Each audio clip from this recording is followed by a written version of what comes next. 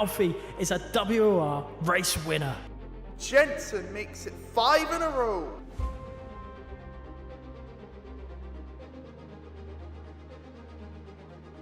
Danny Bergenay wins on debut. Shinaka returns to winning ways in WOR.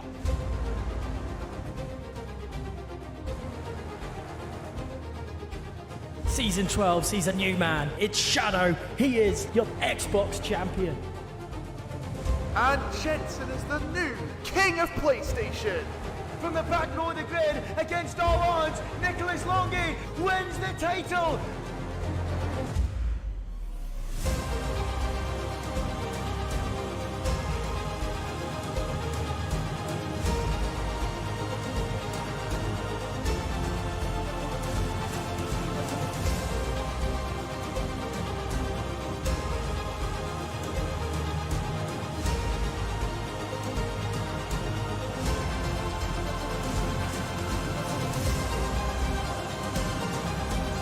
Goes past the safety car. What has gone on here? Berman spins, Stunning there from the Spaniard. He's taken out Rambo. Here comes Longy. we're going 4 wide down to turn 1. Oh, he's taking him out. The captain Rogers collide. Tomek to the inside. Shadow wins the Brazil. Absolutely sensational.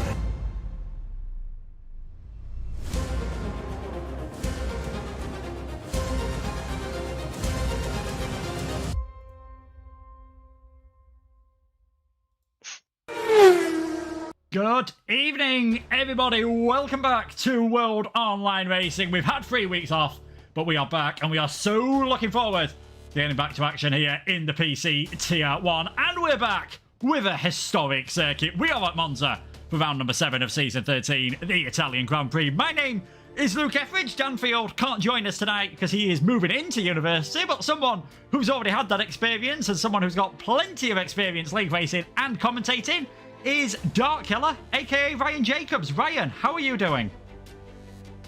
I am okay, to say the least. Yeah, I'm really looking forward to Italy here tonight. It's definitely going to be a thriller. It's an exciting track, and we've got some quality drivers here as well. So it's going to be a thrilling race here tonight, and I cannot wait for it to begin.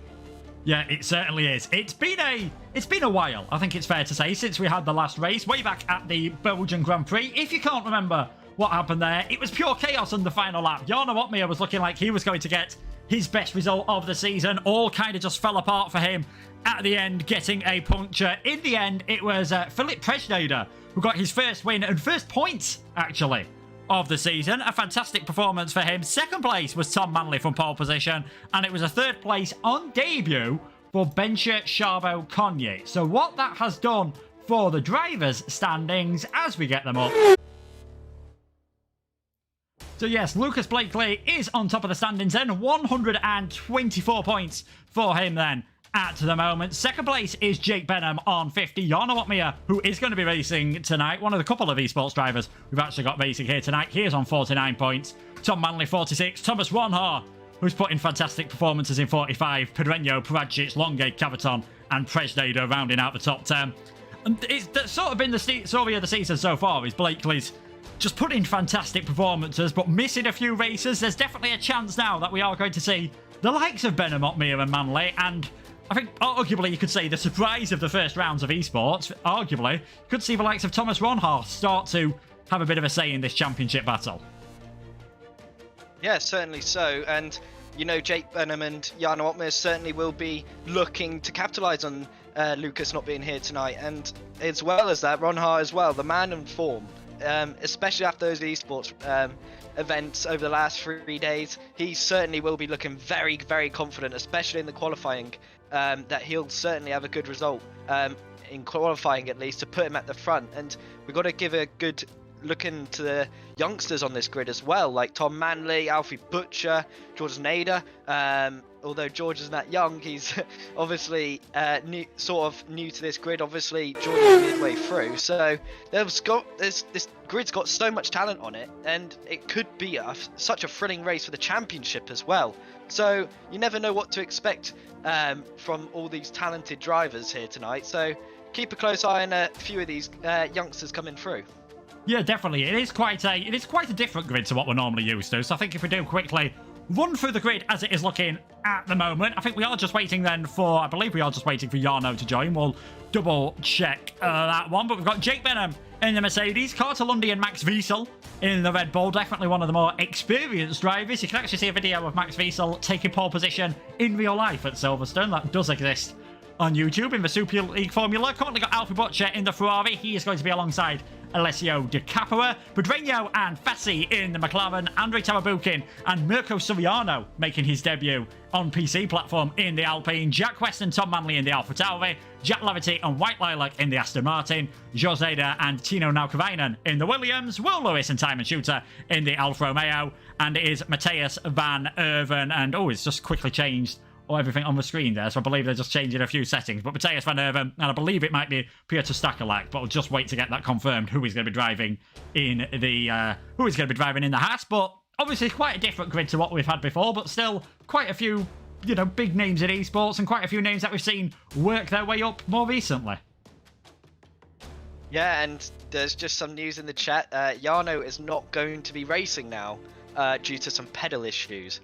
So that is a real shame for Jarno and his championship hopes, because when the championship leader isn't here, you certainly want to capitalise. And that's really unfortunate. Pedal issues are an absolute nightmare for drivers to have, and if the pedals are flickering, that is certainly not what you would like to see. So yeah, that's some big news for the Jarno fans in this chat. But that's exciting for us and everybody else at home, as we'll have a new favourite possibly to win this race, and it really does open it up a bit more. But yeah, I thought just let the viewers know there that Jarno will not be racing now. So that is a real shame for us, as well as all the viewers who've obviously come in to see his first race back after esports. Yeah, certainly. I mean, such a shame for him. Obviously, if there's one track where I think you want your pedals to be working nice and fine, it is going to be Monza, because you're at full throttle for quite a long time about it. And also, you do need to stamp on that brake pedal. As we take a quick look at the track map, 5.793 kilometres, 3.599 miles. You've got 7 turns to the right, 4 turns to the left,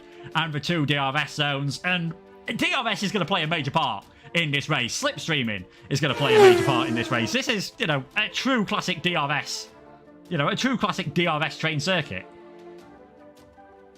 Yeah, exactly, and it's going to be a lot of slipstream for a lot of this race, I believe. Tactical moves will be made, and I feel we'll see a lot of bold moves, in particular turn 1 and turn 2. We could see the elbows certainly getting thrown out, as we have seen in past league races, especially at Monza. They always everything gets a bit more physical, I feel like, and a lot of these drivers do like to go for gaps which some people say don't exist, but this is league racing after all, and when a gap doesn't exist, the driver likes to test the boundaries off that gap, and I feel like we're going to see a lot of cheeky dives from these drivers, and the setups are going to be really crucial around here, and I'm expecting some very low wings, so maybe somebody might go for some better wings for the qualifying trim and really lower it for the race. So let's see how that all plays out, because qualifying again is going to be so crucial around here. Yeah, definitely. I think, like you said, it is going to be really important. Just before we do get into qualifying, it shouldn't be too long before we are into that. We're now going to take a look at the slightly changed grid for the rest of the season. Because of the delays, we have had to mix things up. So we are going to be at Monza tonight, Spain next week, USA, Holland and Mexico. Then a couple of weeks off for Saudi Arabia, another week off for Japan, Brazil, and the final race at Abu Dhabi on December the 11th. So we're down to a 15th race season. Looking at the rest of the calendar, there's definitely a good mix of tracks. First time to try out for, I imagine, some of these drivers in league racing. New layouts at tracks like Spain and at tracks like Abu Dhabi as well. Yeah, those two tracks really are some thrilling ones I've seen on both Xbox and PC. They bring out more exciting racing, and that's certainly something more inviting, because usually on the last game, Spain and Abu Dhabi, bit more of a lackluster race, but now around here, those two tracks in particular for me are certainly one of the key ones on there to look out for. Mexico as well, that's always an interesting one, and yeah, and America as well, that's another one. I love Austin, that was definitely one of my favorite tracks driving around there. So yeah, some good tracks to round out the rest of this season. Yeah, definitely. If you do want to donate to the league, and I'm sure they'll put that money towards buying us a green screen so you can't see the fantastic bedroom backgrounds that I think we're showing you to here. It's fantastic to have a guitar in the background that probably, if I'm being perfectly honest, hasn't been played since I did GCSE music, and anyone who knows how old I am knows that is actually quite a long time ago. But we're about to head into qualifying, and of course, it is full qualifying, which the drivers are now more used to doing in a lot of leagues. We'll slightly change how things are going to work. Yeah, even though, you know, it's a track with a lot of slipstreaming, obviously you still going to want to start as close to the front as possible, because we saw this in real life. Because everything is such a low drag setup, and realistically on this game there's a lot of low drag setups anyway, DRS and slipstreaming aren't that effective. They don't help you too much in getting past another car, especially if you're stuck in that train. Yeah, you get frustrated being a driver, especially if you're that third man in the train. It's an absolute nightmare trying to make a move, because if you start using that overtake, then the driver in front just uses it, and then it's the domino effect. Everyone starts using, and then you never get anywhere. So it's all going to be about managing that ERS here as well. Whoever uses it in the right places at the right moment will make overtakes. Whoever just burns it for no reason will obviously just not make any moves. So these are all really top drivers, so they're going to obviously execute at the right moment and really force drivers into mistakes. And this is where I feel like a lot of these drivers are going to use it in places that we don't really expect them to do it, going for moves. So yeah, this should be interesting, but again, like I said, qualifying is going to be vital for how this race should play out. Yeah, well, can't wait to see that, and we are into qualifying then. 18 minutes of Q1. We believe Valentin Bruffer will be pulling into the session, hopefully, as soon as possible, so should get to see him coming along. And it is a very quiet start to qualifying. This is one thing we're used to seeing, and I'm sure everyone who's watched WOR before, everyone who watched the F1 esports in the middle of the week has seen this as well. Drivers just heading out there on their set of intermediate tyres, just making sure that everything's okay with their setup, everything's working, you know, A, to get the car setup locked in, B, to make sure the wheel and pedals are working okay. So normally, it's not really until about 10 minutes into Q1 where you see the action really starting to kick off. And we've seen a lot this season from the likes of Lucas and Thomas Ronhav as well, and even Tom Manley getting through to Q1 and sometimes, well, getting past Q1 and getting into Q2 and sometimes even getting into Q3 by only doing one lap in the session, and that must give you a great deal of confidence. Yeah, exactly. And doing that one lap and knowing you've done that, it builds momentum, builds confidence, and confidence in league racing is so vital, because if you know you're going to deliver a good lap, then you're going to be driving and performing at a better level. And I feel like that's where Ronhar is at this moment in time, knowing that he's in qualifying. He doesn't even have to go on an out lap on the intermediates. He could probably just wait to the end and then go on a lap. But at the same time, you don't want to have a bit of that rust. You want to go out there just in case you make a bit of a mistake, and just get a lap on the board. But yeah, like you said, having that one lap pace and just being able to deliver and not having to use excessive tyres is certainly a comforting thing, knowing that you have more pace to go towards the end of qualifying. Yeah, definitely. And of course, having those spare tyres is always a very handy thing when you get in towards Q3. Not really a circuit that is known normally for its heavy amount of tyre use, as we're going to see Alessio Di Capua head around now on a set of the intermediates. It always amazes me, especially on this game. It seems like the intermediate tyres, you know, they're an extremely good tyre. If you grab a random person off the street and put them on a set of slick tyres on this game and got one of these on the intermediates, I'd be willing to bet a lot of money that these guys on the intermediates would go faster. You can, though, look a bit of an idiot if you get things wrong. We've seen it done before. We've seen drivers end up making a little bit of a spin, but it is Alessio Di Capua who's going to be the first driver to set a lap in this session, in inverted commas, because obviously it's not going to count for anything, and he has already invalidated his lap. Talking about invalidations around here, it's not normally one where you see loads, as Di Capua goes very wild there coming through Lesmo, number one. It's not normally a circuit where you see loads of track limits. Ascari and Parabolica seems to be the ones where you can just slip a tiny bit wide, but there's a lot of places like the exit of the Lesmos, you go too wide, you're off into the gravel, and then getting a 3-second time penalty is probably the least of your worries in that case.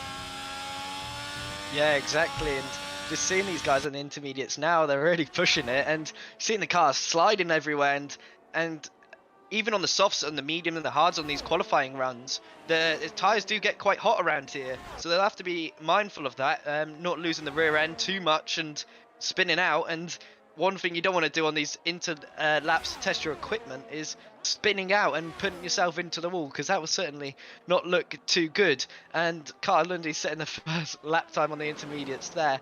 But yeah, the track limits certainly is quite different to last game around here as well. They're a lot more strict, and that is the Haas, I believe, of Ronhard just spinning out on the final corner, which was bizarre. But yeah, the track limits certainly are cruel, and you definitely don't want to be invalidated on your final run around here. No, certainly. So, yeah, we can confirm Jarno will not be joining later on. It is a brake issue with his pedals, which obviously he'll be hoping to get fixed as quickly as possible, hoping to get himself a nice, shiny new pair of Fanatec pedals. Absolutely the last thing he'll want to be happening with esports. Well, I was going to say round the corner, but esports, of course, already happening. So, first lap times, Tamabukin Lundi, White Light Luck, or Manuel Biancalila, as you might know him from, did also race in esports during the week. Tino Nakarainen and Matthias Van Irving. Those are the 5 drivers that have set a time at the moment. Alessio De Capua still going around in the... I still don't know what to think of this Ferrari. I definitely enjoy the yellow writing on the rear wing. I just wish they'd gone a bit more yellow with the rest of the car. Maybe yellow side pods would have looked nice. And I hope actually they keep the yellow writing on the rear wing for the rest of the year. It reminds me of some of the classic Ferraris that we used to see, you know, quite a while ago.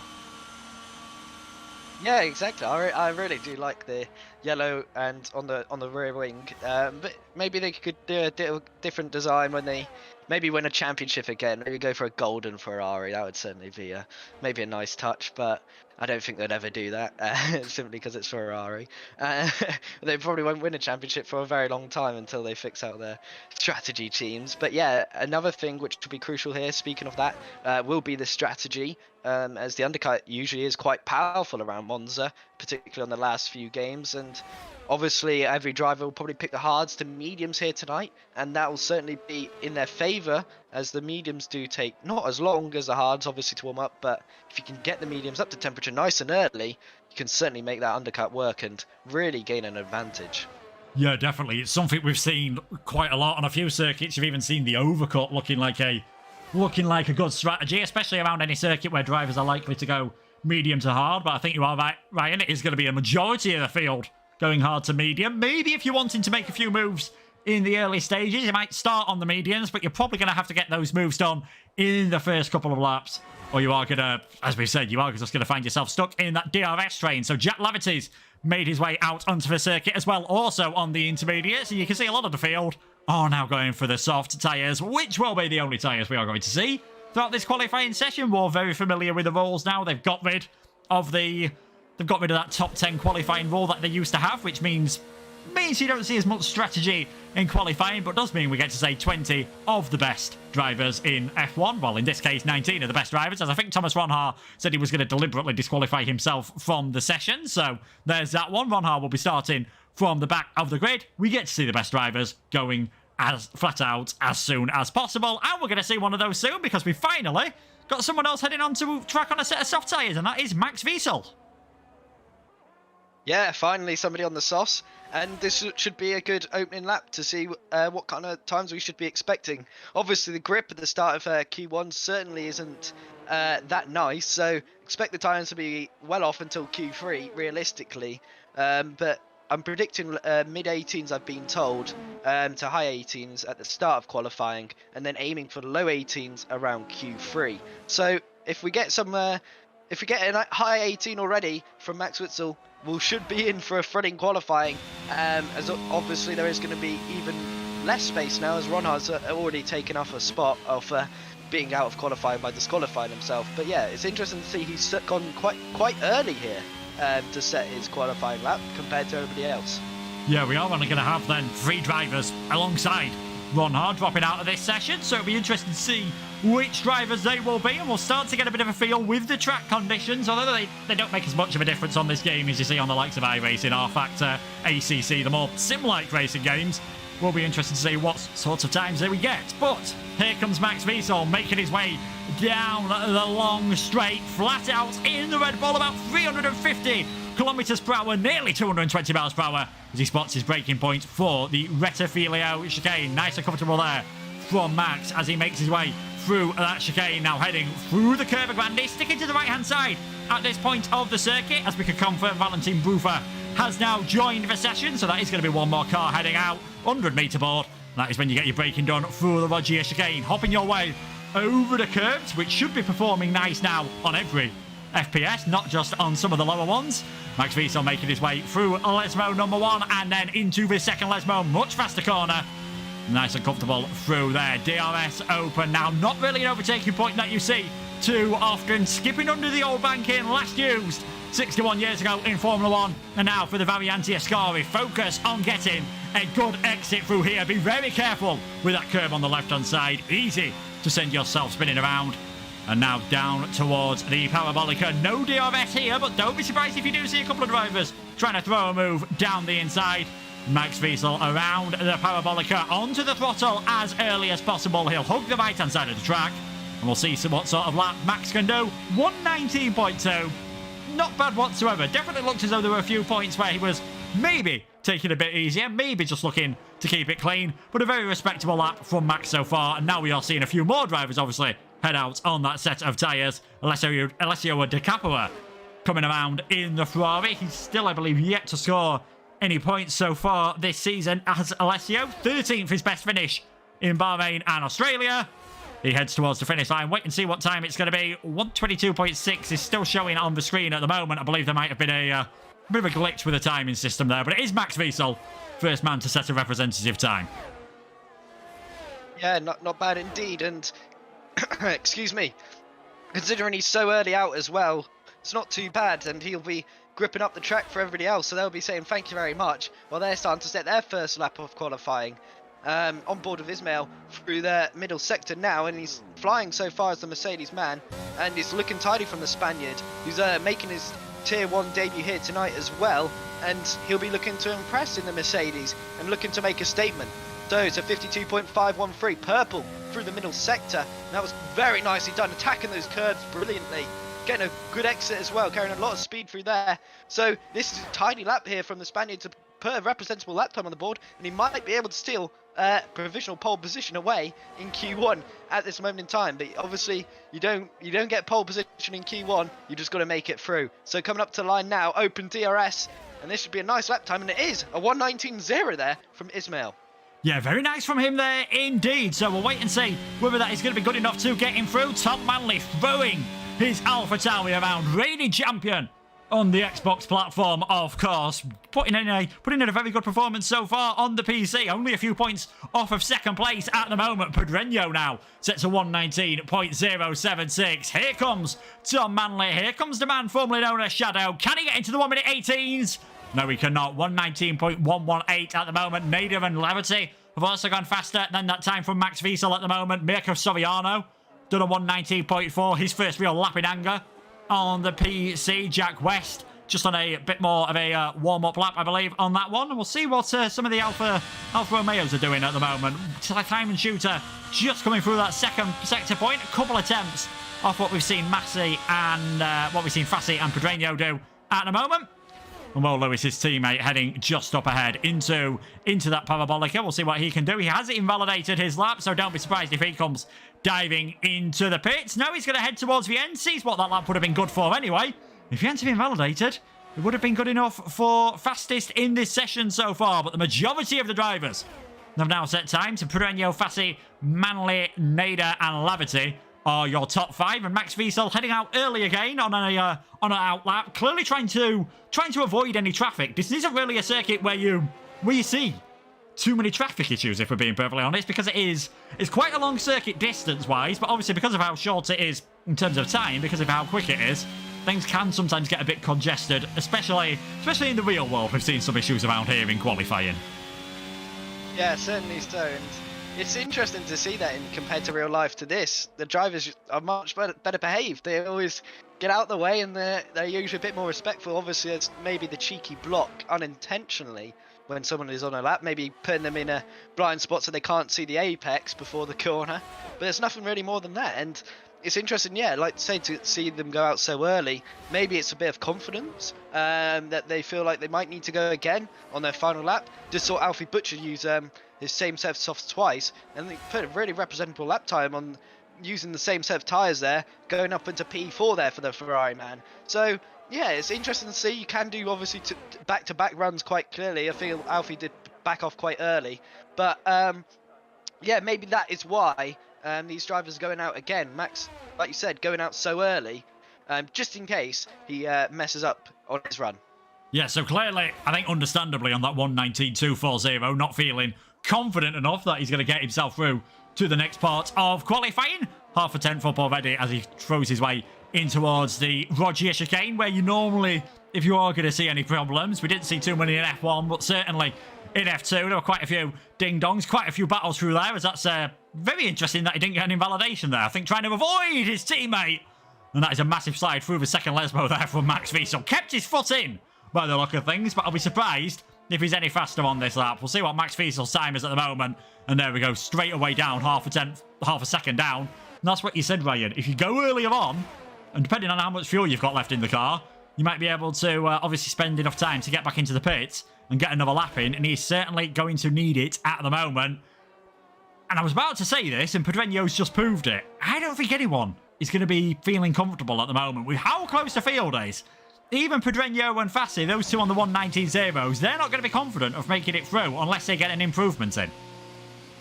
Yeah, exactly. Still got quite a few talented drivers yet to set representable lap times. Jake Benham hasn't even set a lap time yet. Lester De Capua as well, and Will Lewis. Also, quality drivers have yet to set a lap time yet, so they obviously are worried that their times won't be good enough. And Time and Shooter definitely has got a lot more time in that lap time, in my opinion, for a quality driver as he is. And Tino Nakarinen as well, yet to set a representable lap time of that 1:20.2. So Jack West must be feeling confident with that lap time, which is very, very surprising, because considering how much this track's going to ramp up at the end of this Q1, I think he should be a bit more worried than he is. But maybe a lot of these drivers feel they won't be improving much improvement from the drivers below them.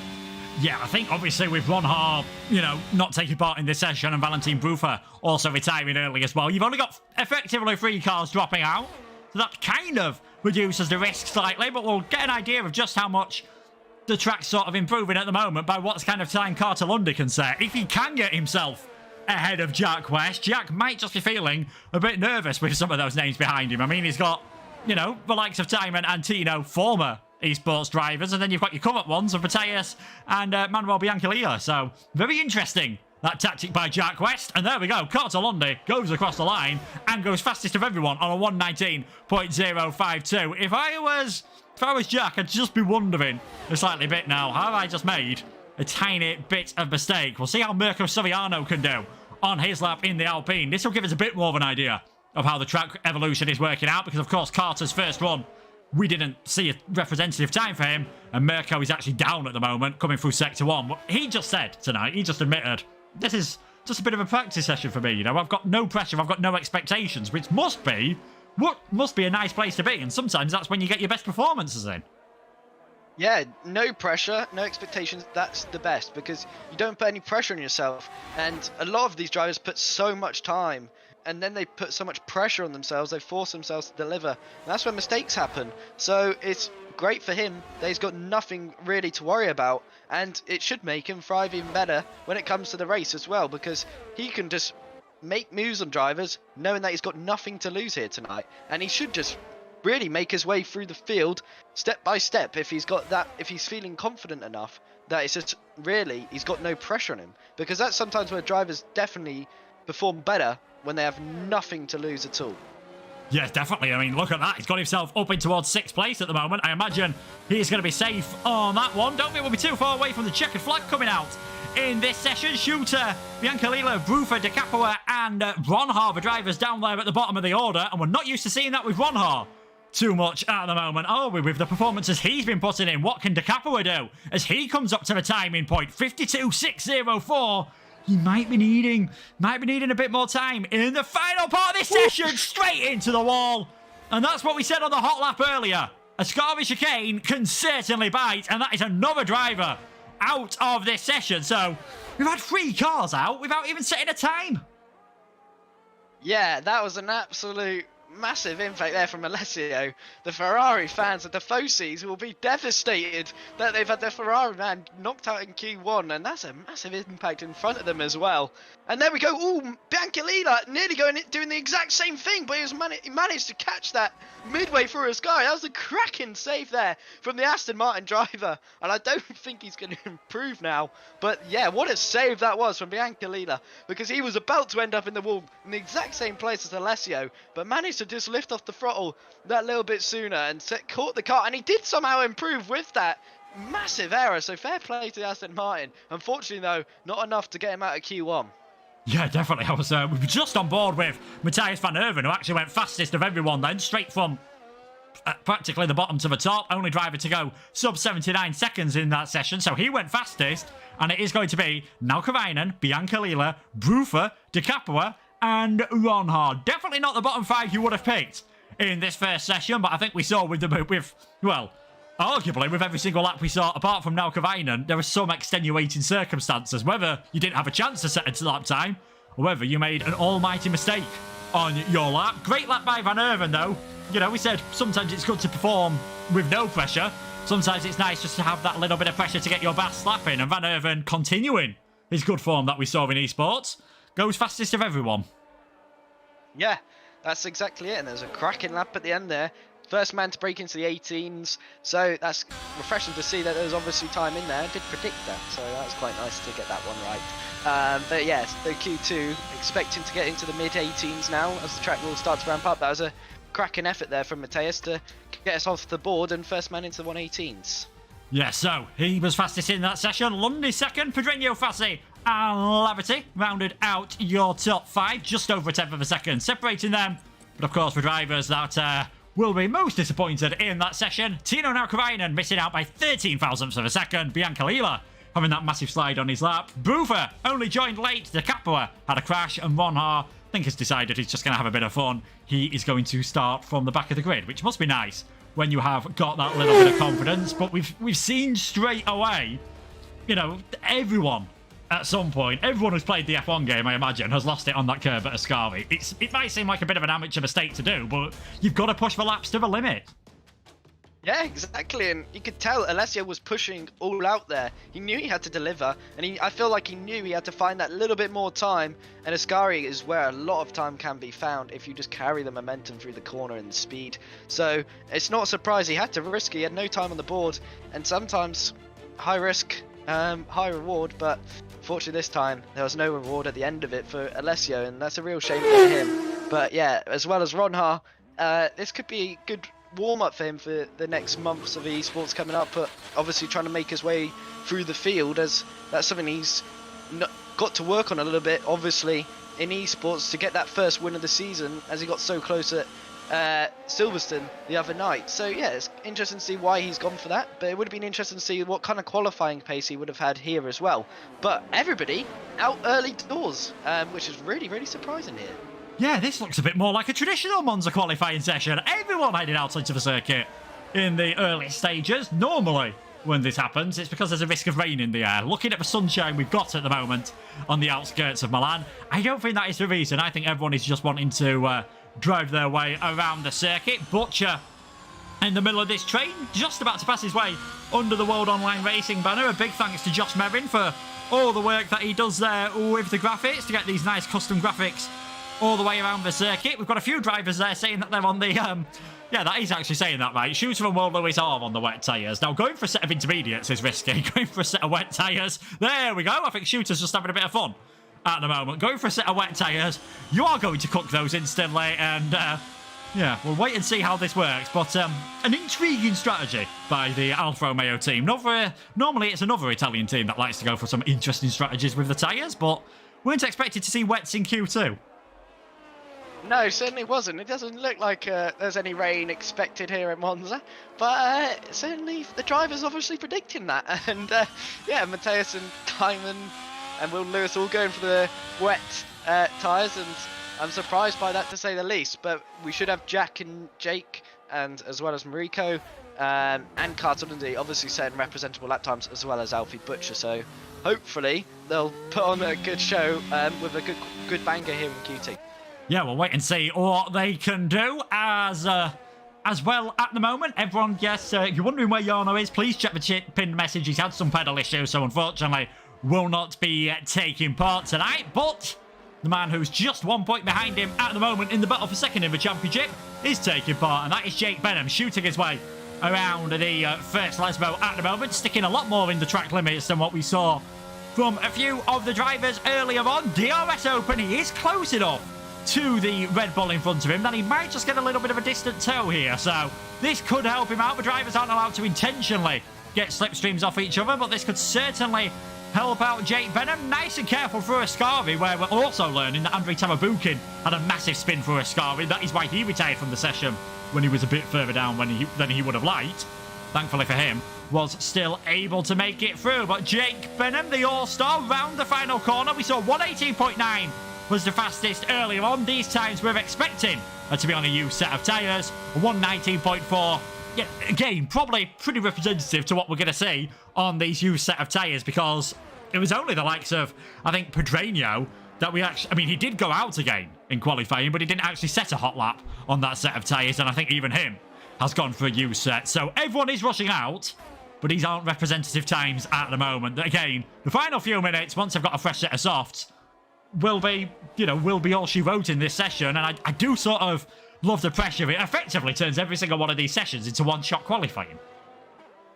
Yeah, and that's it, and very, very interesting to say the least. And I've just been on board with the Haas and the Alfa Romeos, and they've just had a right old dog fight for the whole of the qualifying, trying to fight for track position, going side by side through many corners on their wet tyres, having a bit of a laugh there. It's quite entertaining to see them all fighting. Will Lewis cut about half the track. But yeah, very, very interesting to see those guys fight it out. But again, Jake Benham showing he's got a bit of qualifying pace on those used soft tyres, and he'll be looking to ramp it up a little bit more come towards the end of this Q2 to make sure he's through for Q3. Yeah, maybe I'm quite unfair in saying he is the third driver in that Mercedes AMG Esports team. Mercedes have generally liked to keep themselves to only using Jarno Opmeer and Danny Moreno in esports, with Bono Weiss as their third driver, who's not really an F1 specialist, but Jake is, and he's proving that at the moment. Maybe just, league racing is that perfect opportunity to get your name out there, even though he's already in the esports team. Maybe just show why he might be worth a shot at a few circuits this season, because we are going to be seeing Monza, of course. Drivers making their way into the garage now. Benham, Soriano, Butcher, Wiesel, Laverty, Lundy, West, Tawabukin, Manley, Pedreño, and Fassi have all set times. Nader, I don't think has been out whatsoever on any set of tyres. He's decided to just sit in the pit lane whilst everyone is having their wash. And the two Alfa Romeos and Matthias van Erven down there at the bottom of the order at the moment. And it is a very quiet Monza circuit with 9.5 minutes to go. You'll be able to hear the birds in the trees and everything, because every single driver has come back into the pit lane. Yeah, and this is where the wait happens. Oh, and there's one coming out straight away. Is that Carter Lundy? It is. Carter Lundy, the first man to come back out, and I believe there is another driver joining him as well, the Williams. So 2 drivers coming out the pit lane, and that's good for us. Don't have to waffle a little bit too there. But yeah, this is very, very interesting to see. Again, they've gone early. Carter Lundy, and this time the first Red Bull man to come out, and not Max. So interesting decision from those two. And George Nader, he's coming out as well, so to get his first lap time on the board. These will both be on fresh set soft tyres, so expect these guys to be really the ones to set the benchmark for the rest of the field. Yeah, these will be, setting the fantastic times. There'll be a bit more track evolution, so I think you're really going to need to be possibly not even feeling too comfortable on a 119.0 in this session. I think you are going to have to get into the 118s to be feeling pretty confident by the end of this session. I mean, we know how close things were. Tino Nakarainen was just over 3 tenths off the fastest time. Ended up not getting through to this session. Fine margins indeed. But it looks like it is George Nader who's wanting to get a bit of a skate on in this session. At the moment in the Williams, the Lebanese man affiliated. We've not seen him affiliated with, I believe it is the Haas Esports team. He is doing some work for them as a development driver. And Schwarzenegger just getting ready to start what he'll be hoping, with 7 minutes, 52 seconds remaining in this qualifying session, he'll be hoping it's his one and only lap in qualifying. So Ryan, why don't you take us for a lap of the Monza circuit? Thank you very much. So on board with George Nader, he'll be certainly looking to get a very good lap time on the board. A lot of pressure on his shoulders here. Obviously no lap on the board at this moment in time. Going into turn one there, braking nice and late, tacking those apexes beautifully, getting on the traction nice and early as well. Very nicely done there from George Nader, the Australian, the Williams driver, going through the first 2 corners, and turn 3 there, nicely done indeed. Braking just before the 100-meter board, going down to 4th gear and tacking those curbs, and that's where a lot of time can be gained there. And George, unfortunately, just hitting too much of that curbs, unsettled the car, and that is his lap over and out. Yeah, his lap done there. It just, Roger, we said earlier on, can be a bit of a tricky corner. Very easy to get things wrong through there, as it looked as though there was a tiny wobble from the Red Bull of Carter-Lundy. Certainly not quite at the level what we saw his teammate Max Wiesel do earlier on, as Carter-Lundy already a quarter of a second up on his time. I think he'd have been hoping for a bit more of that on that lap. Again, attacking the curb at the Ascari. As long as you don't hit the sausage curb, you can normally get away with that. And the Canadian driver, definitely one of the biggest improvers over the last couple of months. Be interesting to see what he can do in the future. Maybe someone that we'll see in Challengers and esports in the future. But it's all about the present for Carter-Lundy. What can he do? Heads towards the line. 1:19.130. I think he'll need to find a bit more time in this session. Alfie Butcher towards the line. That's more like it. 1:18.6 from Alfie. I think he'll be very happy with that. He certainly will. That is a stonking lap time. Over 4/10 clear. And Ruben Rodreno was one of the fastest ones in Q1. So this is interesting to say the least. I was expecting these guys to be a lot closer, unless they've gone again for you, Sauce, which would be really, really surprising. But there was one man who was improving and improving fast. That's Jake Benham, purple through the middle sector, and attacked Ascari fantastically there. He got a brilliant run on the exit as well, carrying so much speed, but there's a driver in front of him here. That's certainly going to be massively off-putting. The Haas driver's going to have to get out of the way here, and he does so, and Jake's going to come up to the line. He's running out of fuel. That's going to kill a bit of momentum for Jake Benham, coming up to the line to 1:18.828.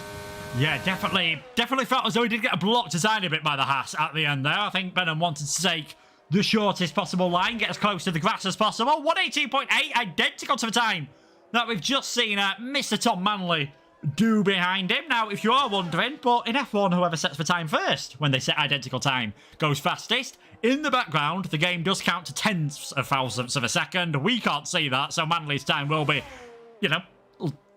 goodness knows how much less in a blink of an eye faster than Benham's at the moment. So, Butcher, definitely safe in my eyes. Laverty, probably safe. Perhaps even Nader, Manley and Benham on that 1:18.8. All of them 7 thousandths of a second separating 3 drivers. Incredible how close things can get here at WOR. Time and Shooter has invalidated, so he will be coming back into the pits. Himself and Van Urban are in the drop zone at the moment, alongside Will Lewis, Max Wiesel and Jack West. So they'll all have one more opportunity in this session to get out there, obviously get themselves into that final qualifying. I mean, that lap from Alfie, yes, he's only now 0.136 seconds faster than everyone else, but this is league racing. You don't normally see that big of a gap for pole position.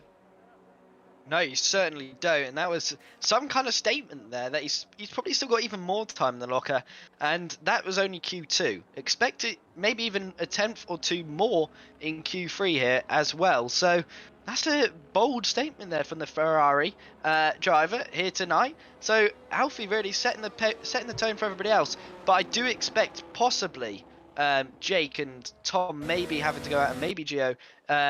George Nader, sorry, having to possibly go out again, but that's all depending on what everybody else is going to do, because remember, Mateus did go quickest in Q1, so he's definitely got a lot of time.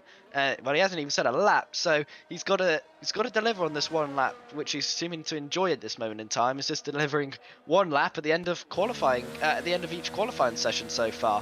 So it'd be interesting to see what the guys in the bottom half, or the elimination zone at the minute, will be able to deliver. Yeah, unsurprisingly, Carter-Lundy's gone out first. The Red Bulls like to be out there as soon as possible, and I think Carter, understandably, saying he's only safe by 14 thousandths of a second at the moment is going to be heading out there on the circuit in the Red Bull. There'll be that tiny bit of track evolution. It looks like, you know, he's only going to have that opportunity to do one lap. We did see George Nader set his fastest time on a second lap, but he made that mistake earlier on, so was, of course, able to save the car a lot more. I mean, the times I'm surprised by in that first session, I mean, yeah, I'd say even Lundy and Pedreño only, you know, if anything, they're a tiny bit slower than what they were in Q1. You definitely have expected them to step up a bit more. So I think both of them have got plenty more time in the bag here. Yeah, for sure. And I'm looking forward to this lap to see what Carter can certainly do now, because I feel it was a very, very safe, and it wasn't an aggressive lap from Carter. He didn't want to take a risk, and I feel like he'll certainly take a risk now, knowing that he's got time to go again for another lap if he makes a mistake here early on into this lap. But through sector one there, through the sector one, seemed quite tidy. A bit of a mistake though, it felt like into turn one, broke a little bit too late, had to downshift to third when most of the drivers have been using fourth, but he is up by half a tenth. So it's quite nicely done here from Carter, but he's attacked that curb wrong slightly, and that's going to kill his momentum. And this is where I feel like a lot of time is being gained for some of these drivers, is through the two Lesmos here, and that chicane is certainly where the time is lost for most of these guys. And again, that's a bit of a mistake from Carter, but it's not too bad, and he should be able to get through here with this lap time at this moment in time. Yeah, if you can get a setup that can really attack the curbs aggressively, you can make up plenty of time through all the chicanes. Lundy having to downshift further in that first chicane to just maybe get a bit more weight onto the rear axle to try and lock the rears, to try and compensate for the fact that he had locked up those front tyres as well. And we'll see what Lundy can do through the final part of the lap. This is going to be an improvement. Is it going to be enough to get the crafty Canadian through into the top 10 in qualifying? Lundy towards the line, up in towards 6th place at the moment. I'm not sure how confident he'll be feeling on that, because there are some very fast drivers behind him who have big, big potential to improve. One of them is Ruben Pedreño, but he has backed off on this lap, as has Andrei Tarabukin, who was invalidated, so we're not going to be seeing any improvements from them. Who else have we got coming towards the line? Fassi has invalidated. Jake Benham, I think he's just starting onto a lap now, so a lot of drivers not getting it fantastically clean at the moment. Jack West, he's just coming through the second Lesmo. He's already nearly 2 tenths up, so his first lap on a fresh set of tyres. This could be pretty good from West. Yeah, exactly. And another driver who's just made a massive costly error is Matthias van Erven. He's crashed into the wall on purpose there, but into turn 1 and 2, he got onto the curb wrong, I believe, because it just caught him spinning round. So he's either got on the throttle too early there, or something on the curb there has cost him to spin, which is a real shame. And unfortunately, that's what happens sometimes when you take the gamble of only doing one lap in each session, and sometimes you can't deliver all the time. But on board with Jack now, goes up into P7, and he might just be safe with that one, but there's still a lot of drivers on lap times at this moment in time. Yeah, Max Wiesel's just started his lap, so he's going to be the last man across the line. Carter Lundy, obviously, he's got nothing left in the tank. That is going to be qualifying over, possibly for Carter, depending on how many drivers behind him can improve. What can Jake Benham do here then?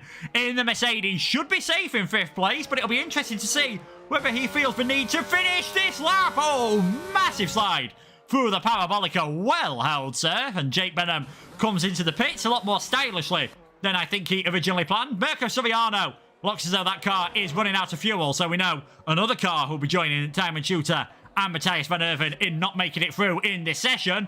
What can Ruben Pedreño do? Can he find it off in the final part of this lap? He's on the bubble at the moment. Pedreño improves time-wise, stays in 10th place for now. Ismail Fassi, he's invalidated his lap time. It is all down to the experienced German, Max Wiesel, around the final corner in the Red Bull. Can he knock Pedreño out? Yes, he can.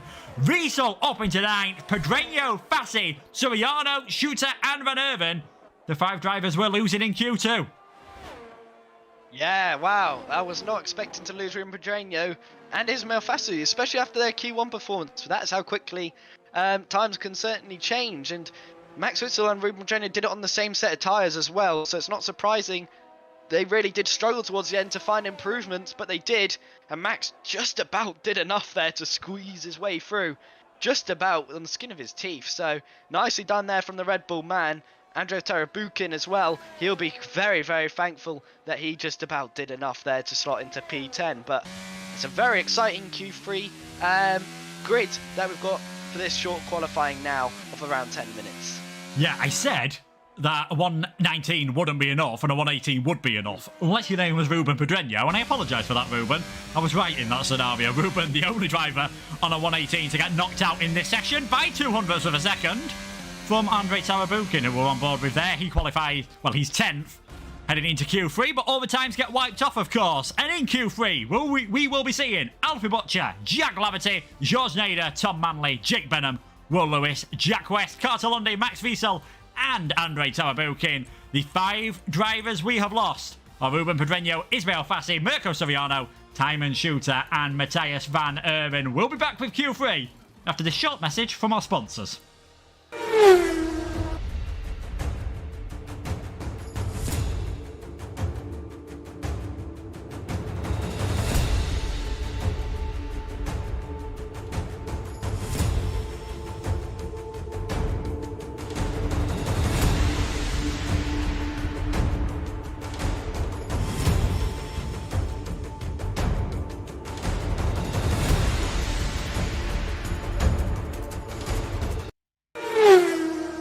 Yeah, it's been a fascinating qualifying session so far. Matthias Van Erven was fastest in Q1.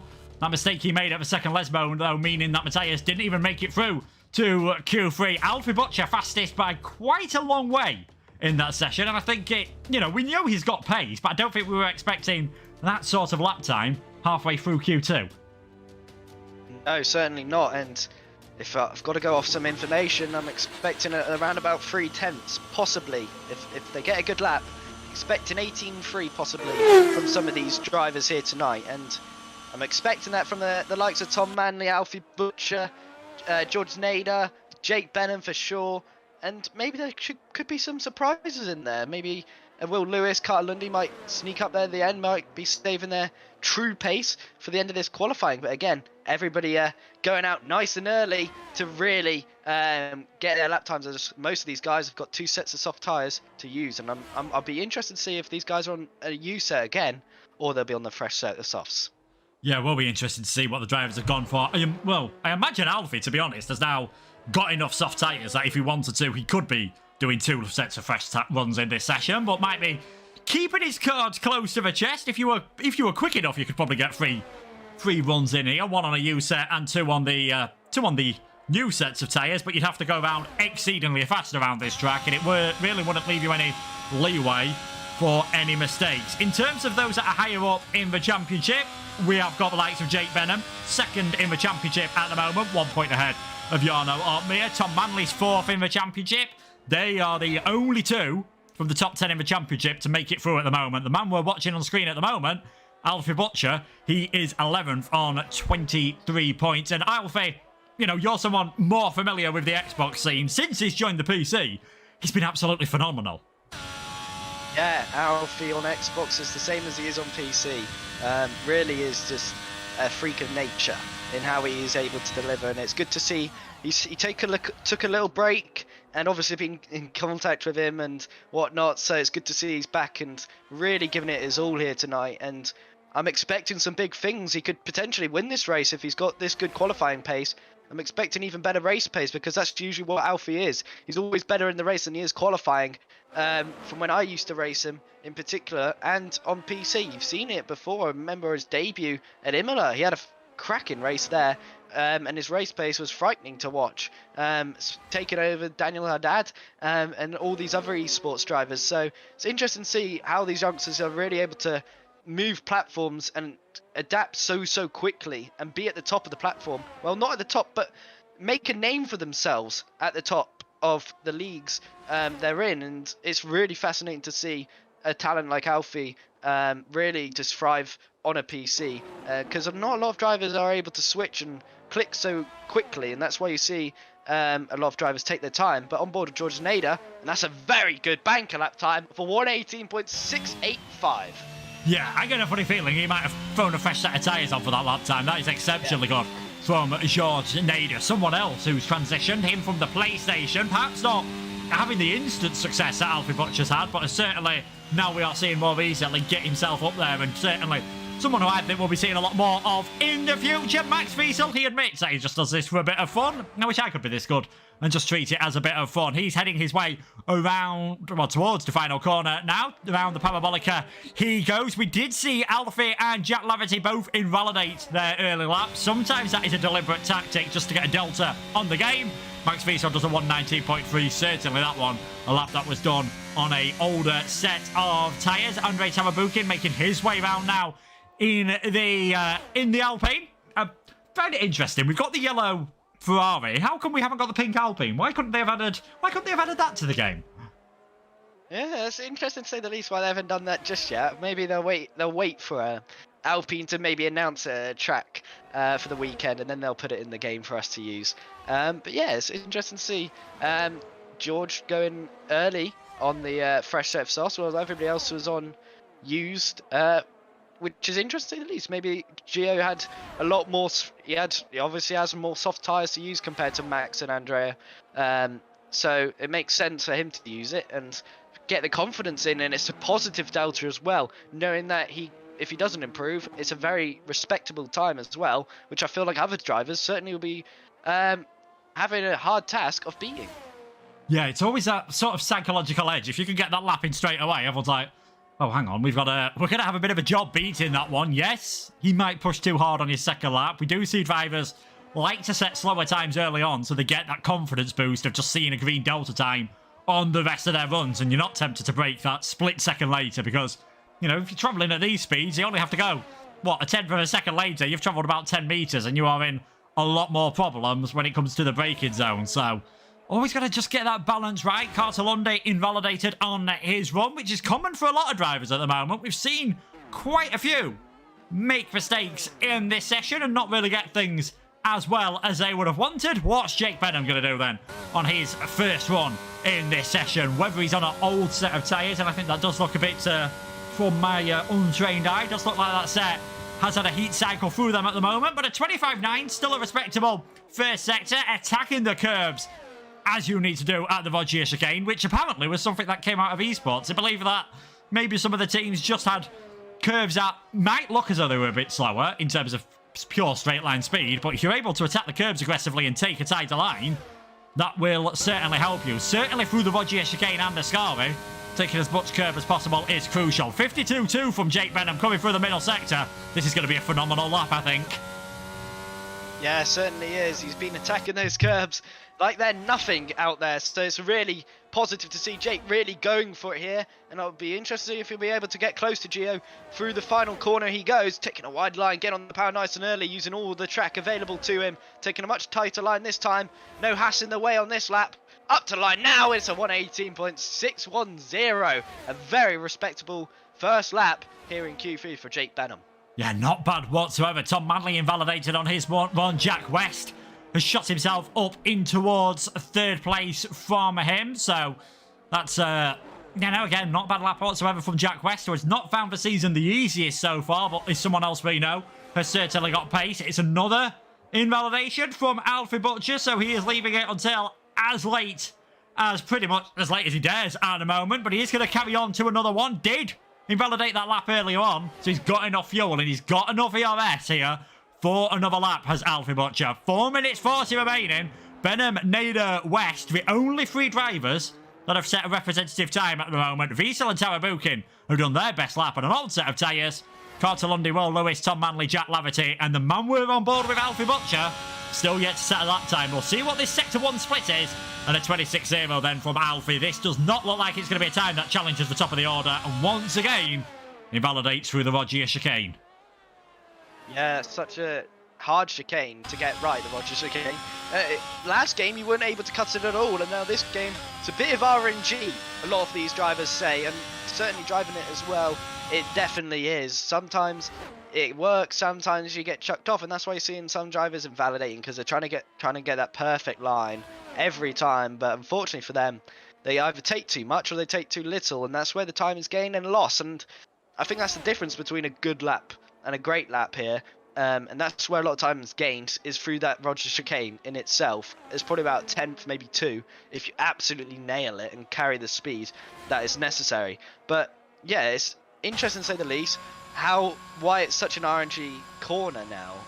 Instead, they could just make it where the drivers really have to just drive around, and that's the problem. And case solved. Yeah, that is pretty much it. If we had more consistent curbs, the drivers wouldn't have anything to moan about, though. And I think sometimes I do enjoy having being able to make a few complaints. Carter Lundy, then, he's the only driver out there on circuit at the moment with 3 minutes 10 seconds remaining. We've seen George Nader head his way back into the pits, and it looks like Andrei Tawabukin is just making his way back out onto the circuit alongside Max Wiesel. But Carter, 3 minutes to go. We've seen this a lot from the drivers. I'm interested to hear what your point of view is, Ryan. Do you prefer to go out early on? Yes, you might not have the optimal track conditions, but you know you've got a pretty good chance of getting a clean lap in, and also you've got that backup of if things go wrong first time, you've got enough time to start again. Yeah, I certainly preferred going out early rather than being late, because I remember doing that in the challenges, and it was an absolute nightmare going too late, because then you'd have traffic on your lap, and that was in short qualifying. But in this incident, I feel like it's okay, because we've only got 10 drivers on the track. It's a little bit less than the full 20, so I feel like going as late as you can is quite an advantage. So it's interesting to say why Carter's gone so early, especially when there's only half the grid on the track. But obviously it could be driver preference, knowing that he knows he won't have to look out for a driver potentially being in a place that he doesn't expect them to be. So yeah, I understand why Carter does go so early, and it makes perfect sense in my opinion. It's just to literally avoid traffic and avoid potential drivers cutting tracks or just really distracting you while you're on a lap. Yeah, especially, like, we've seen a couple of drivers make mistakes in this. The last thing you want is someone on a hot lap making a mistake in front of you, and you've got that doubt in your mind of, who are they going to ghost in time? And you end up either lifted off and getting out the way, or possibly having an enormous accident. But Carter Lundy, no chance of an enormous accident on this lap. Towards the finish line for the Red Bull driver, 1:18.899. Puts him in towards 4th place for now. Let us know in the chat what your predictions are going to be for pole position in this session, and who do you think is going to be the cream of the crop this time around. Jack West, he's heading towards the finish line. What's he going to do on this one? Just got one more lap to start for him. His teammate is on an out lap alongside Alfie Butcher at the moment. Jack Laverty also finishing off his out lap. Jake Benham as well. 1 minute to go. Everyone now on their final laps, and Andrei Tawabukin just over 1/10 up at the moment from Tawabukin. You'd expect that, as he's now on fresh tyres compared to the old tyres that he was on earlier on. We'll see what his time is as it comes to this second sector split, and it looks as though he has backed off dramatically. Will have enough time, of course, to get another run in, as will Max Wiesel. Will Lewis has got a train of cars behind him at the moment. I think one of those is Carter Lundy, who's just on his way back to the pits, but we'll see what Will Lewis can do. It's a 52.3, not as quick as Benham, but could certainly get himself into the top 3. Yeah, for sure, and I was just on board with George Nader, and one thing I just hated as a driver is what George Nader had to just put up with there was drivers going through the corners while they're going into the pits. That was all tactical there from Carter Lundy. He knows he's not blocking him or doing anything illegal which could get penalties, but it's certainly off-putting. But George Nader dealt with that to perfection and improves and goes into provisional pole position. That was a mighty lap, and considering the distraction in front of him as well, that was nicely done there from the Williams man. Nicely done indeed. What can Jack Laverty do then as he makes his way around the final corner? Yet to set a time at the moment. What will this be from Laverty? 3rd position ahead of his namesake for 2 Jacks on the 3rd row at the moment. Tom Manley, he's backed off. 10th is where he is going to be. Alfie Butcher, his one and only chance at a clean lap. Can Butcher beat the field? Shoots himself up in towards 5th place. Jake Benham, he's in 2nd place at the moment. He's improving by 9 thousandths of a second. He's going to have to find some more time in the final sector. And I think he knows he wasn't going to find some time in the final sector. Very nice 360 from Benham. He'll be starting on the front row with that one. But we've still got Max Wiesel and Andrei Tawabukin, who backed off their laps earlier. Tawabukin has made a mistake, so 9th is all he is going to do. Max Wiesel left it late in the last session. He's leaving it late in this one as well. Where can Wiesel put himself?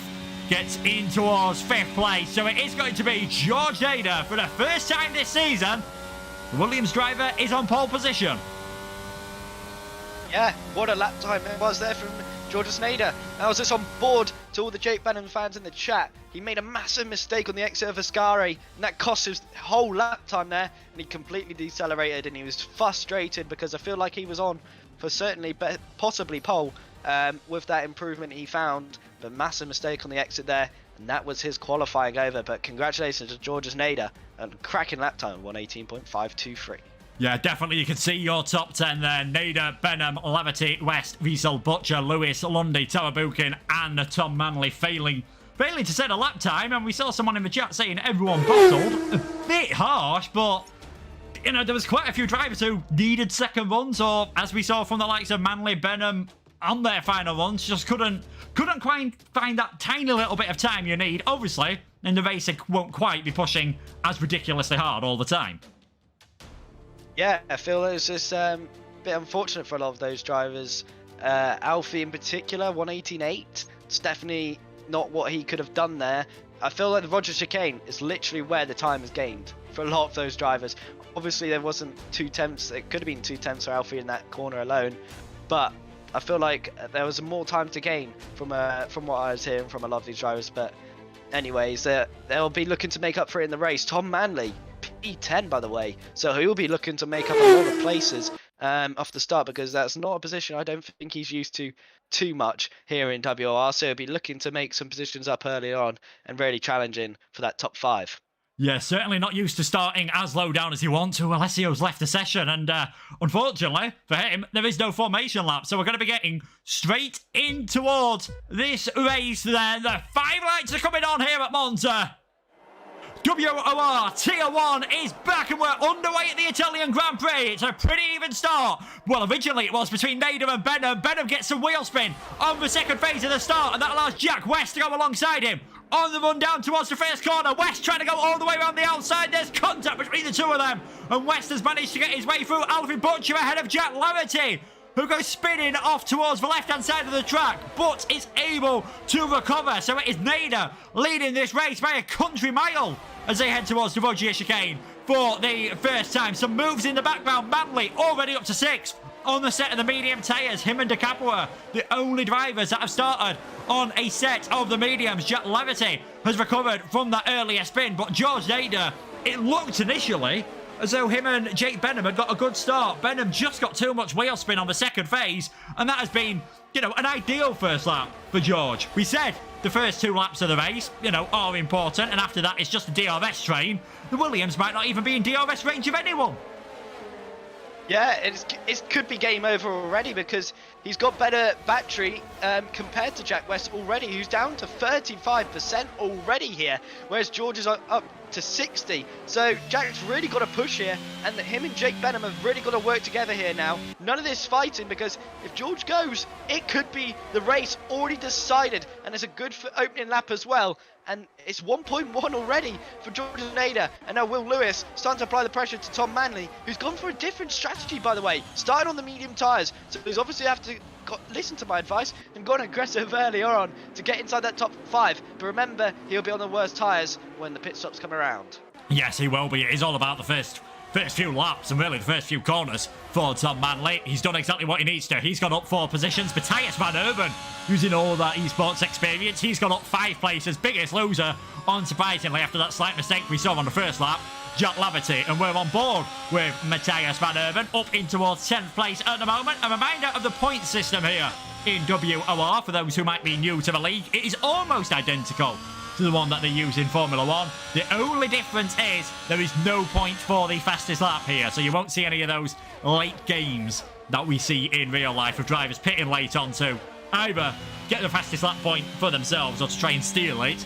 off of someone else. Max Wiesel a bit wide coming out of Ascari there. That gap at the lead of the race now is 1.4 seconds. George, I think, unsurprisingly, burning through his battery on that lap just to make sure that he gets that gap ahead of the rest of the field. Yeah, and smart driving. This is really intelligent from George, and he could really cruise on to his first WR Tier 1 race. So this is really, really smart from the Williams man to push on ahead, because he's got the confidence and he's got the pace clearly to be able to pull away from Jack West and maintain the gap as well. And now Jake Benham's just behind, saving up that battery, because Jake knows he's going to have to use a lot if he wants to get within the fight, because 3 attempts, not too much to ask for, I believe, with the DRS straights as well. So Jake certainly could close down that gap using some of that battery as well. He'll certainly go for a qualifying lap on those hard tyres. Probably this or next lap, I would suggest.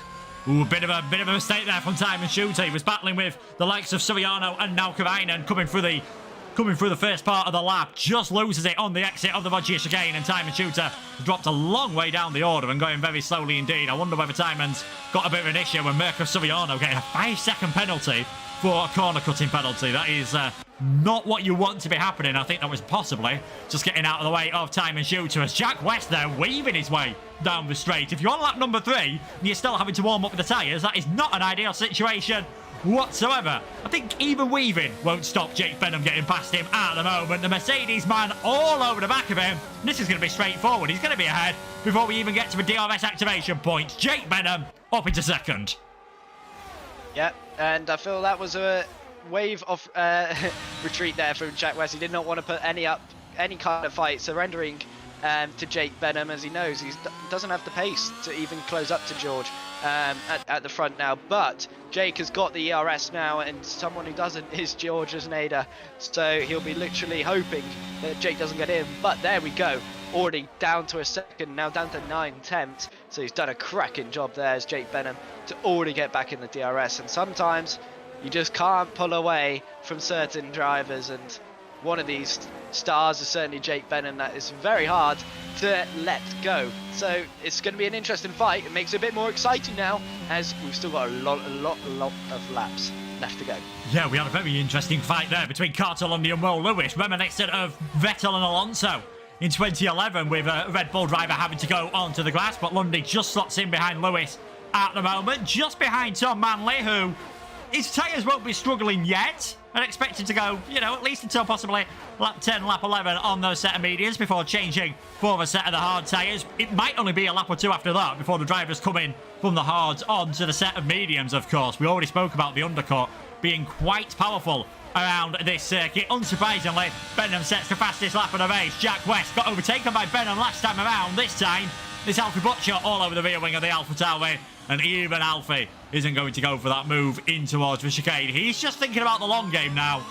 And this is probably the pattern this first stint's going to fall into. Now that George has been unable to get away, might just save a tiny bit of his battery, won't be too fussed about how things are going at the moment.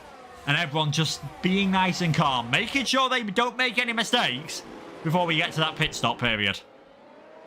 Yeah, exactly. And that's all it's going to be for now till the pit stops.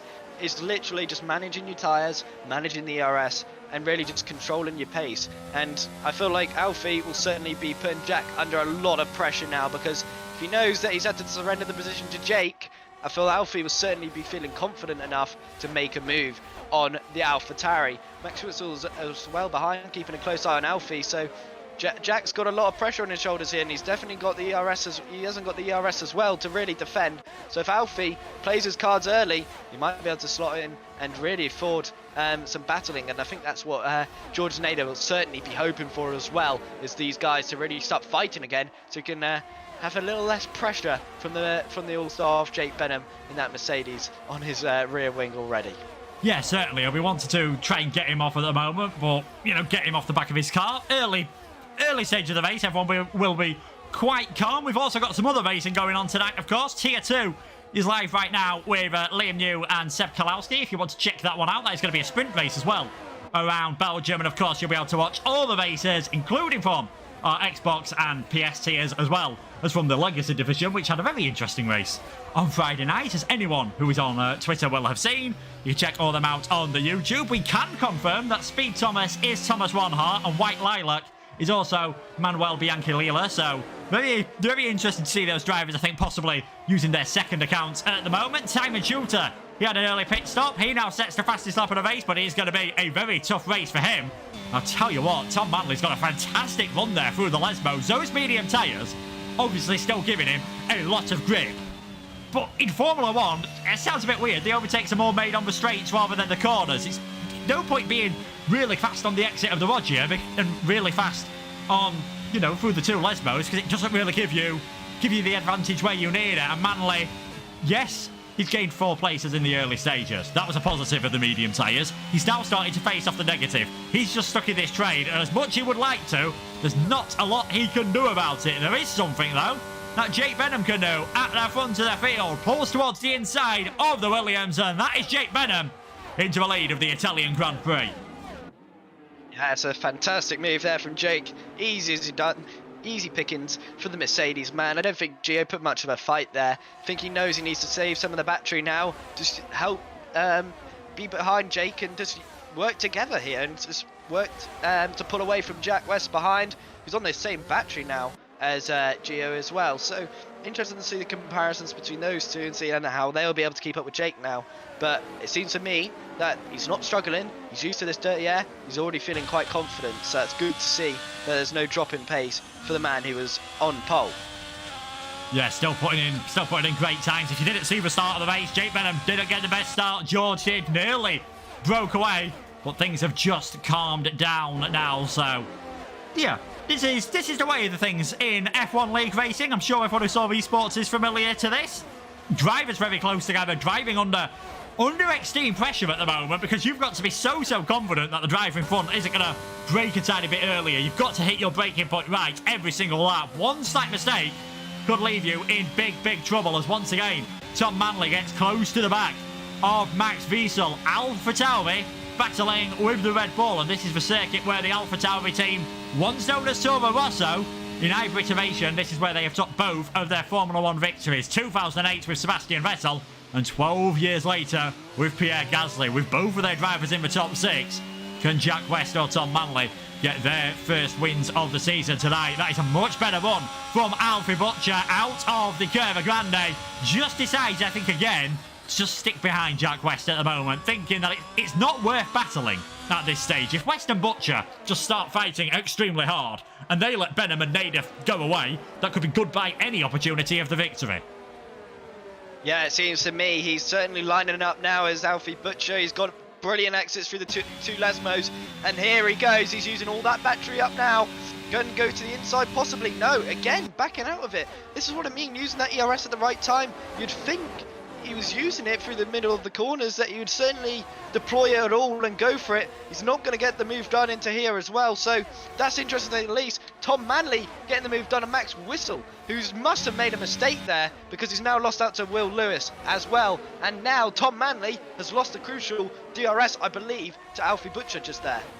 Yeah, it's going to be pretty close, and in fact I think he's decided, you know what, if I've lost it, DRS, might as well come into the pits. This is a very aggressive undercut from Tom Manley then into the pits. Lap number 8 off the medium tyres as George Nader thinks about a move at Jake Benham up ahead. I think that was half an attack and half a defence from Jack West there, who seems to have closed up all of a sudden. Alfie Butcher again all over the back of AlphaTauri, but just not quite close enough to get a move done. The two Red Bulls are battling side by side here. It is Carter versus Max Wiesel, and Jack Laverty wants to get himself involved in this. Wiesel losing 2 places in the space of 2 corners. Lundy up to 6th, Laverty up into 7th as Diamond Shooter. His day goes from bad to worse. He had a spin coming out of Ascari. I think all that with Max Wiesel started with a moment out of Ascari, so not ideal whatsoever, as that's now Carter Lundy finding himself under all sorts of pressure.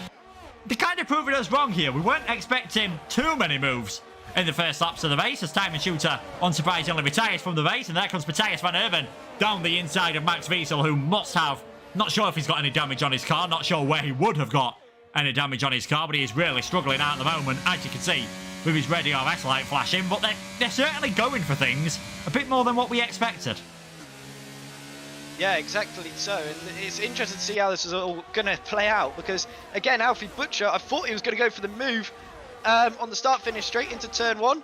Again, he backs out of it at the end there, and that's a real shame for Alfie, because he's draining the battery and he's going to leave himself vulnerable to the cars behind him. So he's got to be really, really careful on using this overtake button a bit too much, because Will Lewis behind, although I thought it'd be a bit higher, down to 16%, so he doesn't have to really worry about the Alfa Romeo who is just behind him at this moment in time. He had to obviously use a lot to get back in the DRS range, but the Alfa Romeo is showing some good pace, but that was a massive slide, looking up the rear there. A great catch there from Will Lewis, but my oh my, yeah, he's got a bit of work to do now to keep up with these front runners.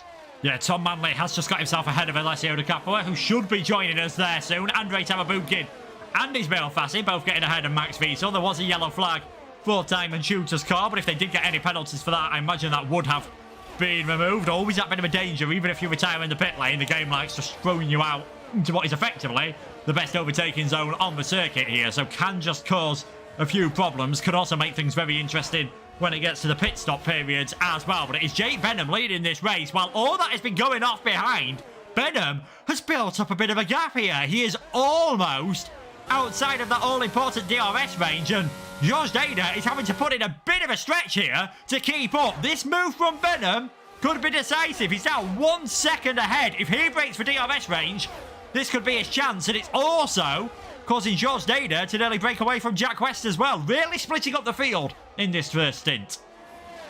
Yeah, and now the batteries are certainly being deployed, and this is not good for Jack West or George Nader, because Jake Benham has more than the pair of them, and they're really struggling to keep up here, as I'm starting to lose my voice now. But yeah, Jake Benham, I feel like he's just a bit short of the order, and that is unfortunate for him, because if he broke it there, I feel that definitely could have decided the race, because, again, George Nader wouldn't have had the arrest, and neither did Jack West, and that's not the luxury that Jake Benham he had when he had to close up to the back of George Nader. So this is interesting. This is crucial for this race now for George Nader. Yeah, he needs to make sure that he gets a good exit out of Ascari and gets a good run towards the Parabolica, because if he drops more than a second behind, like Jack West did briefly, that could be game over. George, I think, has just done enough there by probably a few thousandths of a second to stay ahead at the detection point, but he's completely burned through his battery. As we go on board, yes, he was just within that DRS range there. Ismail Fassi, he's just outside, well, he's just inside the points at the moment. He was all over the back of Andrei Tarabukin. Nothing doing for him. Way further back, Valentin Bufa has, and White Lilac both passing Timo Nakarainen. He's the first of our hard runners to come into the pit. So Tino, very experienced driver on Formula 1 and other sims as well, into the pits at the end of lap 11, which you'd think it's a bit early, and you'd think this strategy is a bit weird, going less laps on the hard than the medium tyres, but it certainly seems to be the best way. Yeah, and that's not surprising to say the least.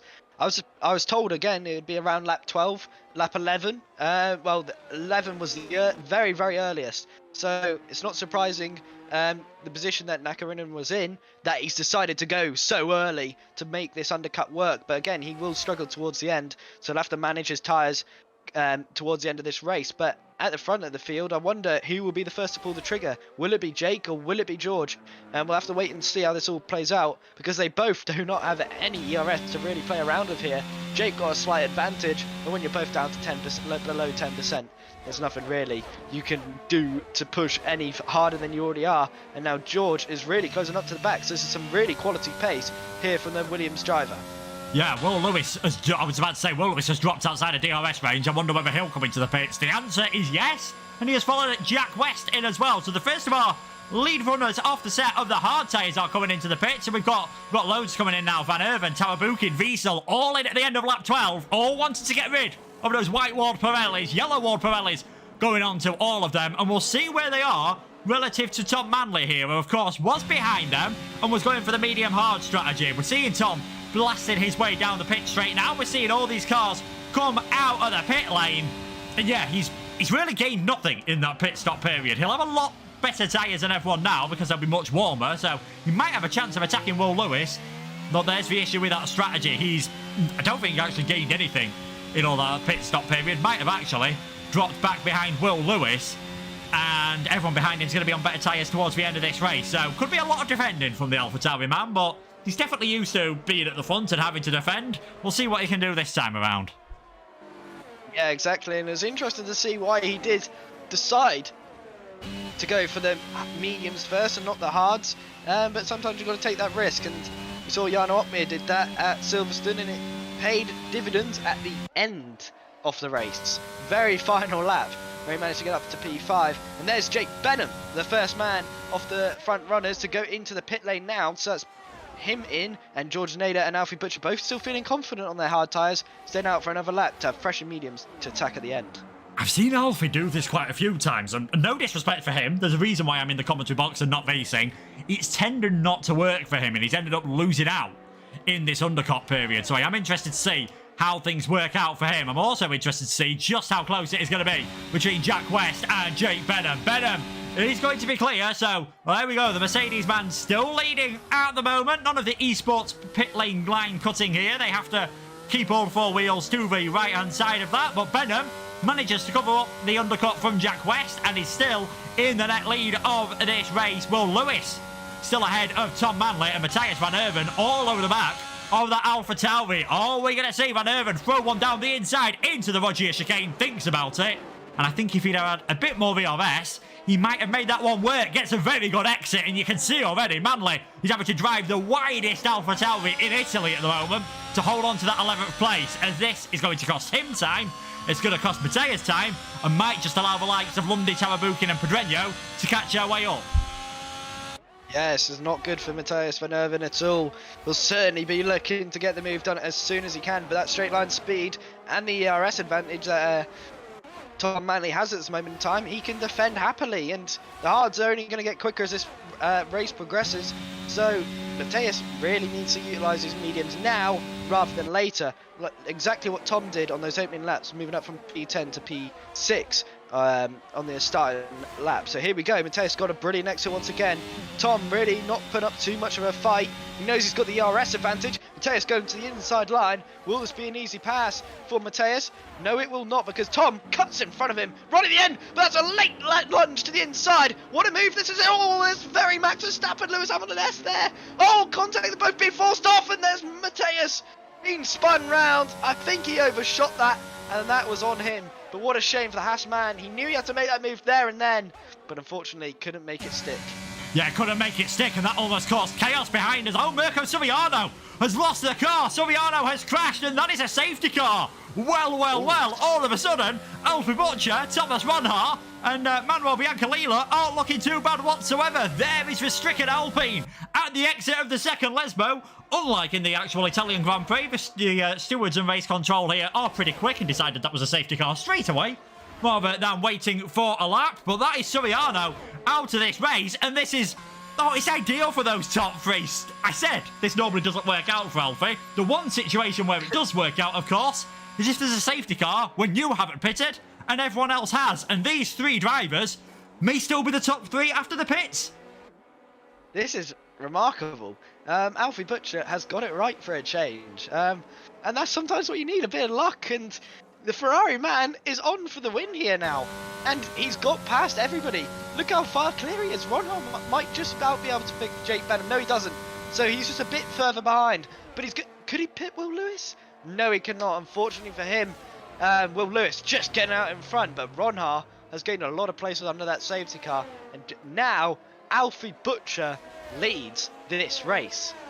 Yeah, he was leading before. Now he is the net leader, obviously, after everything has happened. Oh, that is, yeah, Tino's tried something different on the strategy.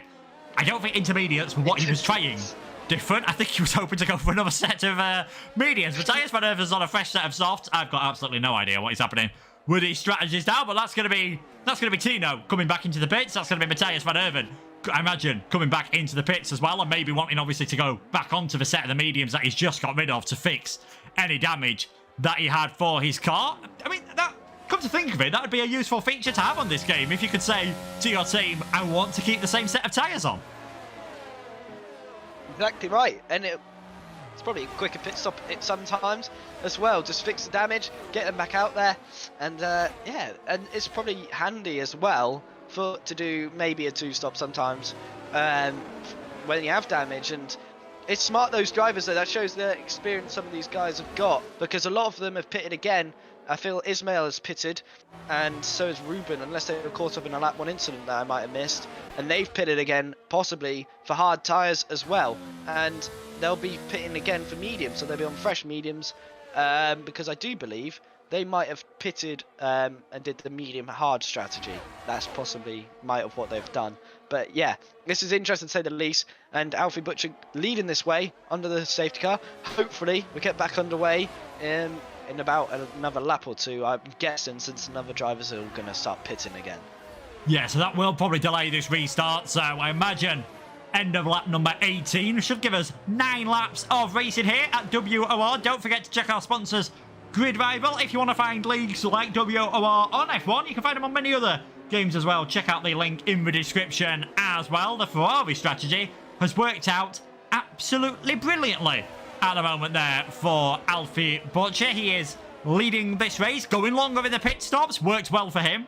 Worked well for Thomas Ronhaar, who's last the first challenge, has got himself up into 6th place on fresher tyres than most of the cars in front of him as well. And of course, Manuel Biancalila in 8th. And I can see why.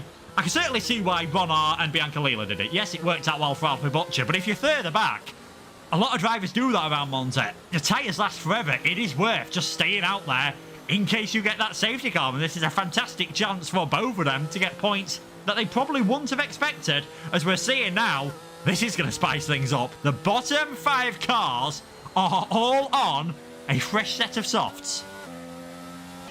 Yep, and they are going to give it their all now. Tom Manley, a man who's disappointed with himself in qualifying, then having a poor strategy, and now he's been given a lifeline here. And I called it a massive lifeline, especially after that incident with Mateus. He's also going to be thankful for the safety car as well, because his race was long and gone. And now Jake Benham coming alongside to really show Alfie Butcher he knows he is coming for that win. But yeah, this is going to be thrilling few laps, and it's really surprising the softs in general do not last longer than around 8 laps. So it's going to be interesting how they're going to manage their tyres now towards the end of this race. Yeah, it is going to be intriguing. Obviously, they've got another lap under the safety car. The softs should be able to do 9 racing laps. They might be feeling a bit terrible towards the end. Who knows? They can make some moves, and then they've got a safety car. All bets are off as to what happens in this race. Let us know in the chat who you think is going to take the victory. Alfie Butcher has the freshest mediums of the field, and he has the track advantage as well. The only car ahead of him at the moment is that Aston Martin safety car, which should be peeling in at the end of this lap as Van Erven, now Kavainen and Pedreño. And this could be very smart indeed. They've come into the pits to put on another fresh set of the soft tyres, deciding, yeah, you know, might have only done 1 lap under the safety car, but that's 1 lap under the safety car that I don't want on these tyres. So we'll see if this has any effect on what is happening on the game, as I think Van Erven, in the end, is still coming out on a slightly used set of the soft tyres, so less than ideal. I do hope that we still get underway on this lap, because, I mean, the longer this goes on, I'm not sure.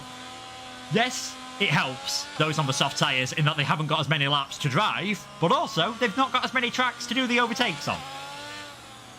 Yeah, that's the thing, and it's only affecting them as well. But at the same time, this is smart strategy. You've got to say they're using an exploit in the game. I wonder, I feel like it'll be this lap, surely, as it has been out. There we go. There's the confirmation I was after. Now they'll have to speed up, because they were going as slow as they could to hopefully trigger another lap to have their softs as fresh as they can. But Alfie Butcher, freshest mediums, as well as Thomas Ronhaar and Biancalila. So keep a close eye on those guys, as they'll be looking very, very quick. And is that a spin for Valentino Buffet? As Max Witzel has now been instructed to let him go, and this is where the safety car glitch maybe unfolds, so there'll be a penalty removal. But yeah, Alfie Butcher is going to get us underway here. Yeah, he leads the pack away, and it is a long, long run towards turn number 1. So how late do you want to go? In his case, not late at all. He's gone very early. Wiesel has got a 5-second penalty, and Alfie Butcher is going to be under all sorts of pressure. The pack stakes its way towards turn number 1. Butcher defending from Benham. Benham goes to the outside. Butcher to the inside. Holds on to the lead of this race. Can Benham get the cutback? Jack West trying to get himself involved in that as well, and Jack West is off the circuit. He's gone all the way off. West down towards 10th place. 11th place is in the barriers. And that is Jack West out of this race. A dramatic safety car restart, and Benham has got ahead of Alfie Butcher. Will Lewis now in 3rd place. Carter Lundy in 4th. Tom Manley opening up into 11th. What on earth happened there?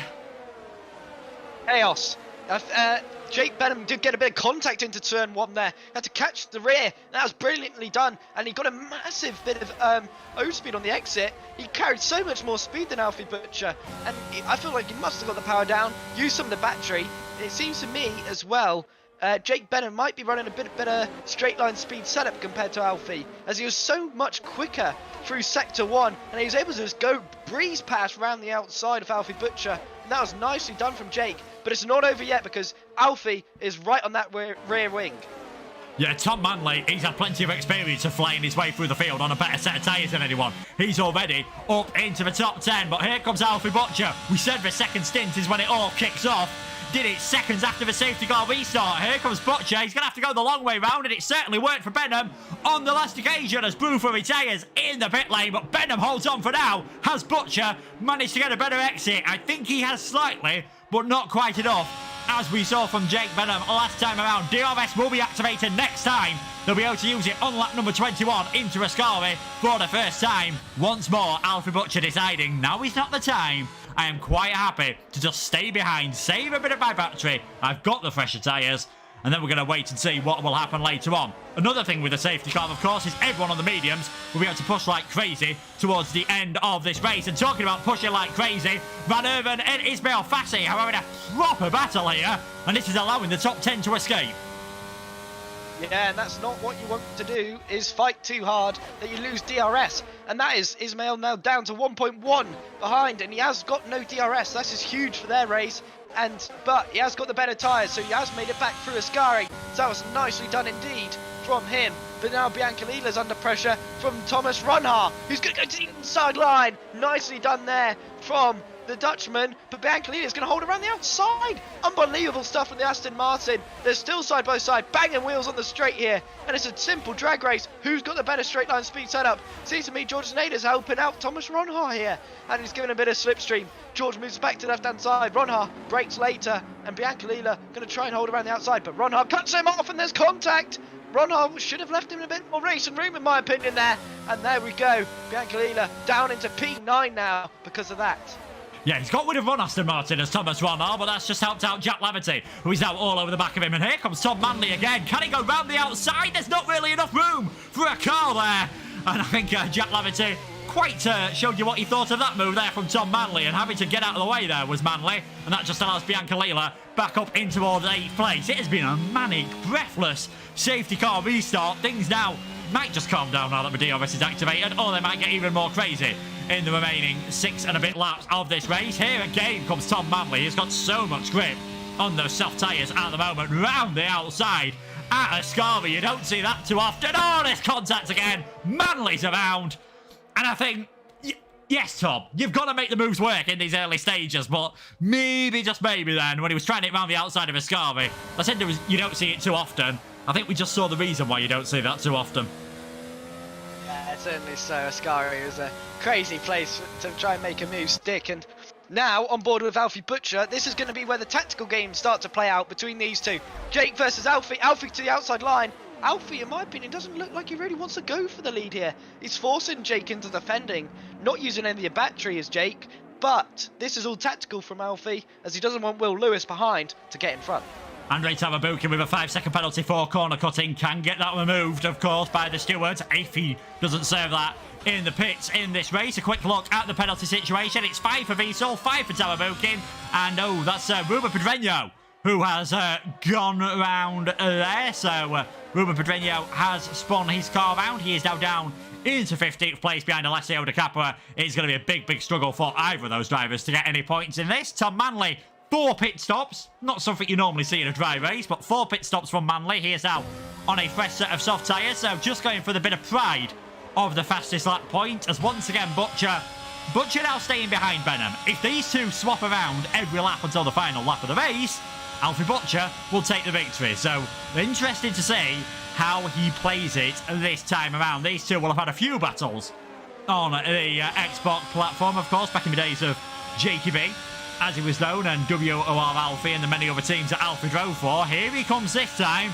and I'm not sure, even if he wanted to, Jake's going to be able to do anything to stop this move. Down the inside, easy as you like. But Alfie Butcher, he takes the lead of this race with 5 laps to go. Yeah, cool as a cucumber there for Alfie Butcher. No pressure, nice and easy. And this is where I feel like we'll see a real battle, because I thought it would be better for Alfie to stick behind Jake and really use him, because on this penultimate lap is where Jake will probably put Alfie under so much pressure, and will Alfie be able to cope with it is the question, because he's going to have to pull out a 5, 6, 7/10 gap. I'd say 7/10 probably to keep in front on the final lap of this race, especially on that long start finish straight with that DRS. It's going to be a really, really tough ask here for Alfie Butcher. They've both got bucket loads of ERS at the moment, 93, 94% for the pair of them, so they're not too fussed. They're not too fussed about how things going at the moment. Alfie quite happy just to take the lead of this race for now. We'll see whether he wants to be on the lead on the final lap. If you cast your mind back to what seems like ages ago, round number 2 of the season at Bahrain, we had Lucas Blakely lift off the throttle to allow Thomas Ronhaar to get ahead of him, and in the end Ronhaar didn't fall for the bait and was able to overtake him into turn 1 on the final lap of the race. Will we see something similar happen this time around? We've got a real split in the field here with Andrei Tamabukin down there in 8th place and Manuel Biancalila in 9th at the moment, as it looked as though Will Lewis was closing up to the back of Jake Benham, but not able to get that move working, as Biancalila on for a 7th place at the moment. Himself and Tom Ronhaar were the other 2 alongside Alfie Butcher to really gain from the safety car caused by the crash of Mirko Saviano at the exit of the second Lesbo. And those on the soft tyres, apart from Tom Manley, who had that spin earlier on, those on the softs really haven't been able to make the progress that they would have hoped. And in these final few laps, it's just going to be a big, big struggle as those tyres start to wear. Yeah, exactly. And managing the tyres is going to be crucial for those guys on the softs. 3 laps to go. I'll be interested to see how they can hold on.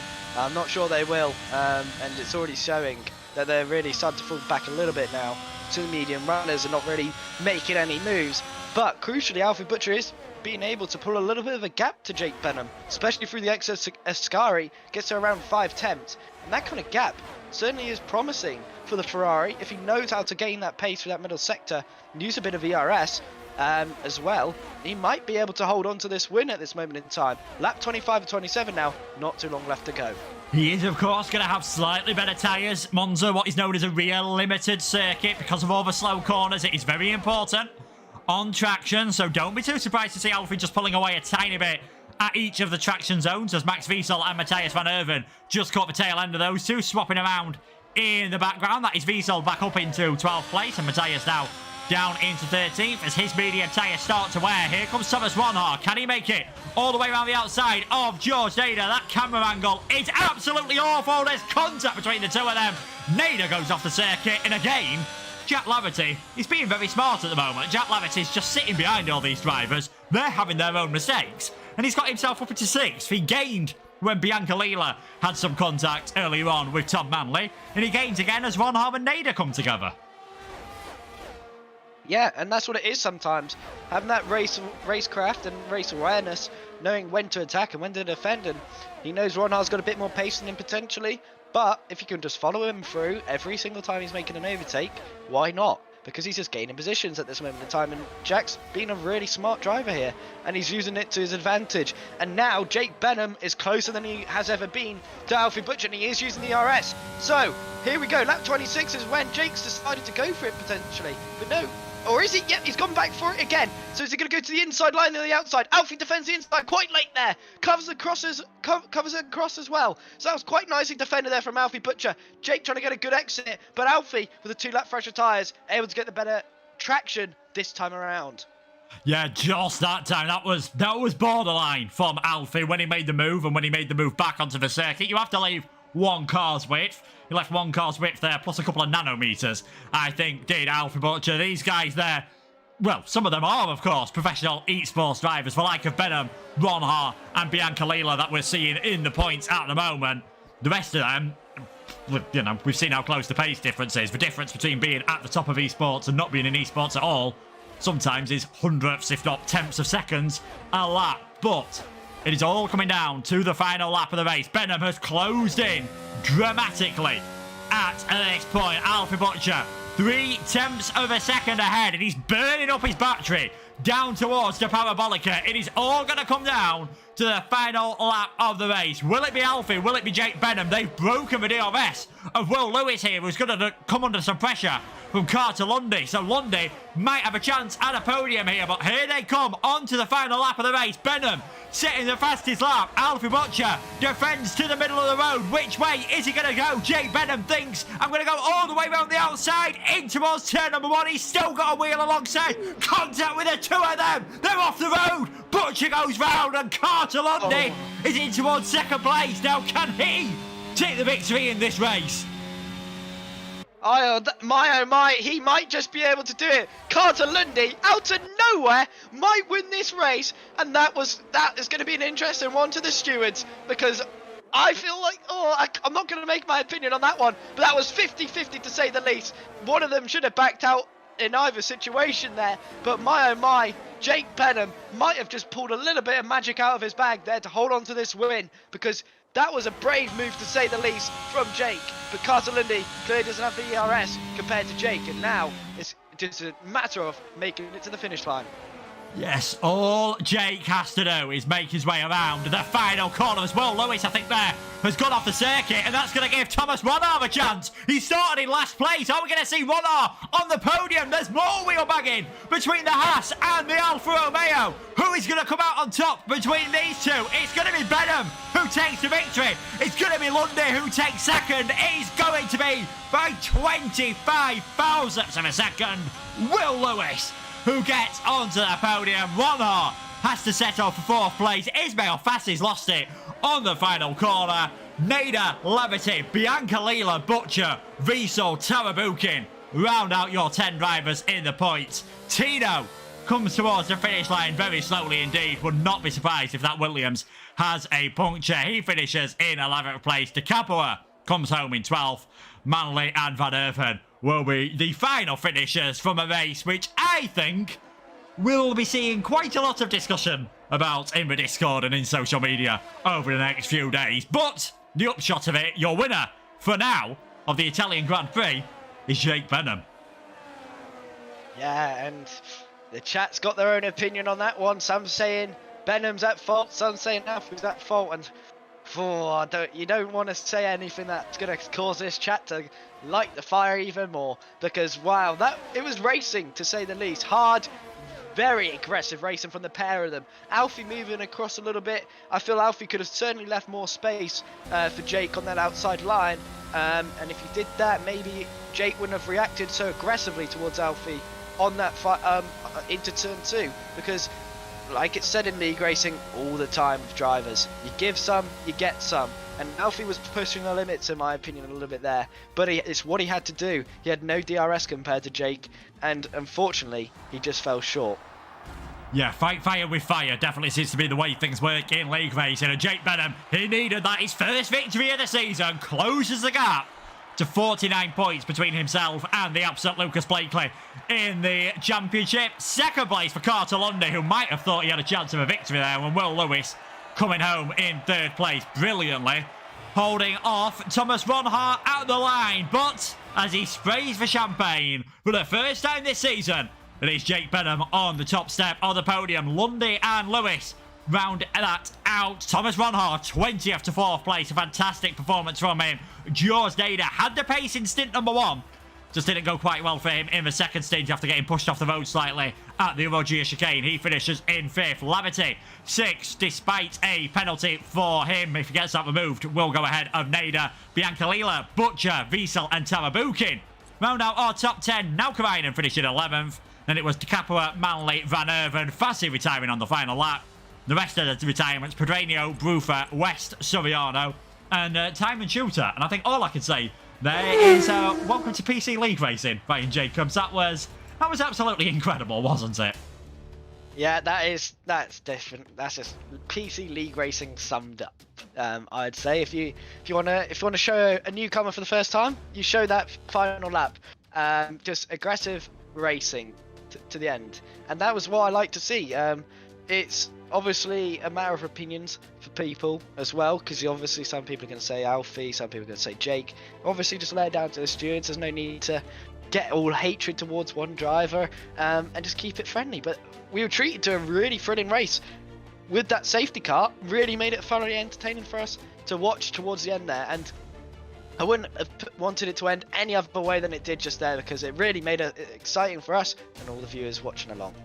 Yeah, league racing, it's always going to It's always going to cause great debate. Sport always does. I think that is why we love it. So it will be interesting to see what the different drivers have to say about that one, whether we'll get any debates from the different drivers. We might be able to speak to a couple of them as soon, because we are seeing a few of them joining us in the chat. So we'll get the interviews started, and we'll start off with a man who finished in second place there, and I imagine for a split second thought he might have had a chance of taking his debut victory in the top tier. It is Carter Lundy.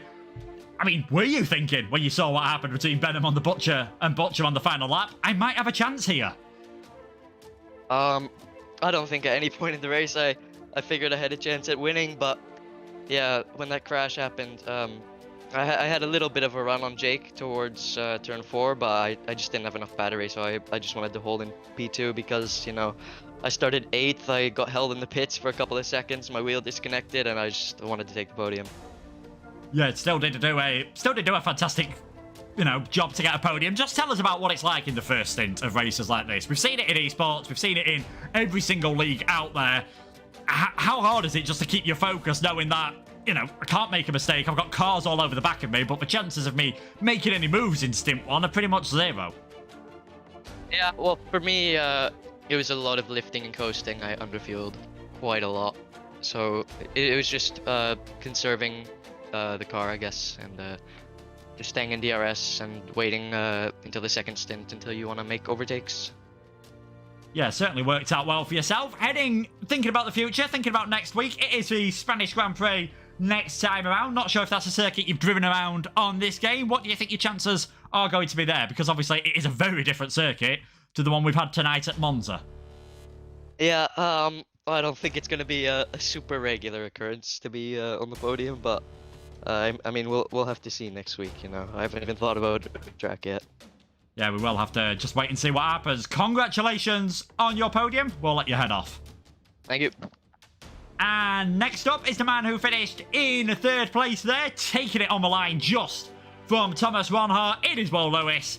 Ryan, why don't you take us through this one? Yeah, Will, you had a bit of a thrilling race there today. Had a good qualifying as well, getting into Q3 and having a nice battle at the front. Just take us through your race as well, because you had to make some daring moves towards the end there. Yeah, I mean, obviously, I think it was P7 we qualified, and around Monza, it's pretty difficult to move up anyway with a DRS train. So first stint was pretty much just hold station behind Tom because he was on the mediums. And Tom pit pretty early for the hards, which to be honest didn't really seem to help him, as he didn't really get much of an undercut after we pit. But after that, it just seemed to kick off around me and just picked my moves. I mean, we had a little incident with Jack, which I wasn't actually quite sure what happened, but we'll have to look back at that. But overall, yeah, it was a good race. You know, the move around the outside of George's was nice, so I apologise to George's for that one. But yeah, it was a overall good day.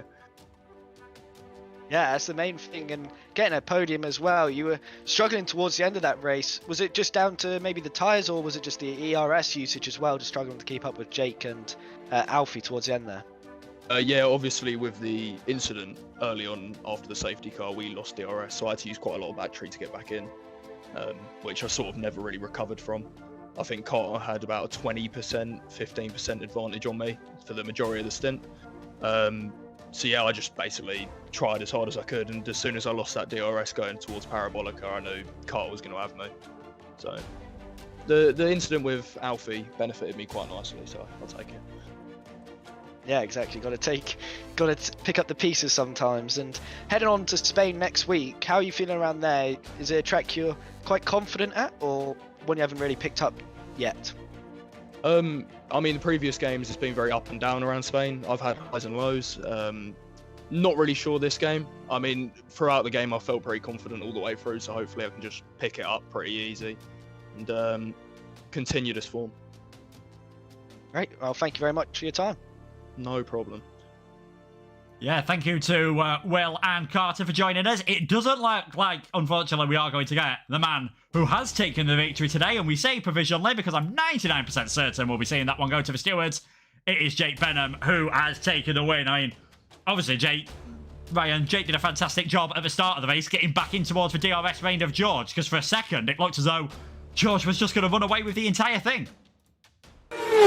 Yeah, and to be fair, sometimes you just need a bit of luck as well, and Jake had a bit of it with the ERS saving as well, and he took advantage of the ERS he saved up as well. It was really smart driving from Jake, because saved up behind Jack and then utilised his pace advantage as well, and just caught back up, and then he really controlled the field from there, and he broke DRS for a brief second, and then George got back in, and that's when it all became a bit interesting when that safety car came out. But yeah, it's going to be a long night for the stewards, I feel like, because there's going to be a few reports from after this one. But Monza did not disappoint in bringing us a lot of entertainment.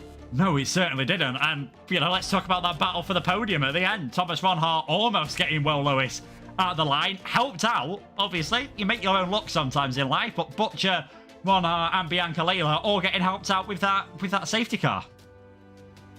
Yeah, and Will defended that brilliantly as well. Really shoved Ronhart as wide as he could, and it was all fair racing as well. So that's what it is. Sometimes this placement off the car is crucial, and that's what Will did fantastically there. And you need luck in league racing sometimes, you know, and you've got to take advantage of the luck you get, and that's what those guys did. And yeah, that's what you need to do in league racing, and taking your opportunity and hanging on to it as well is crucial.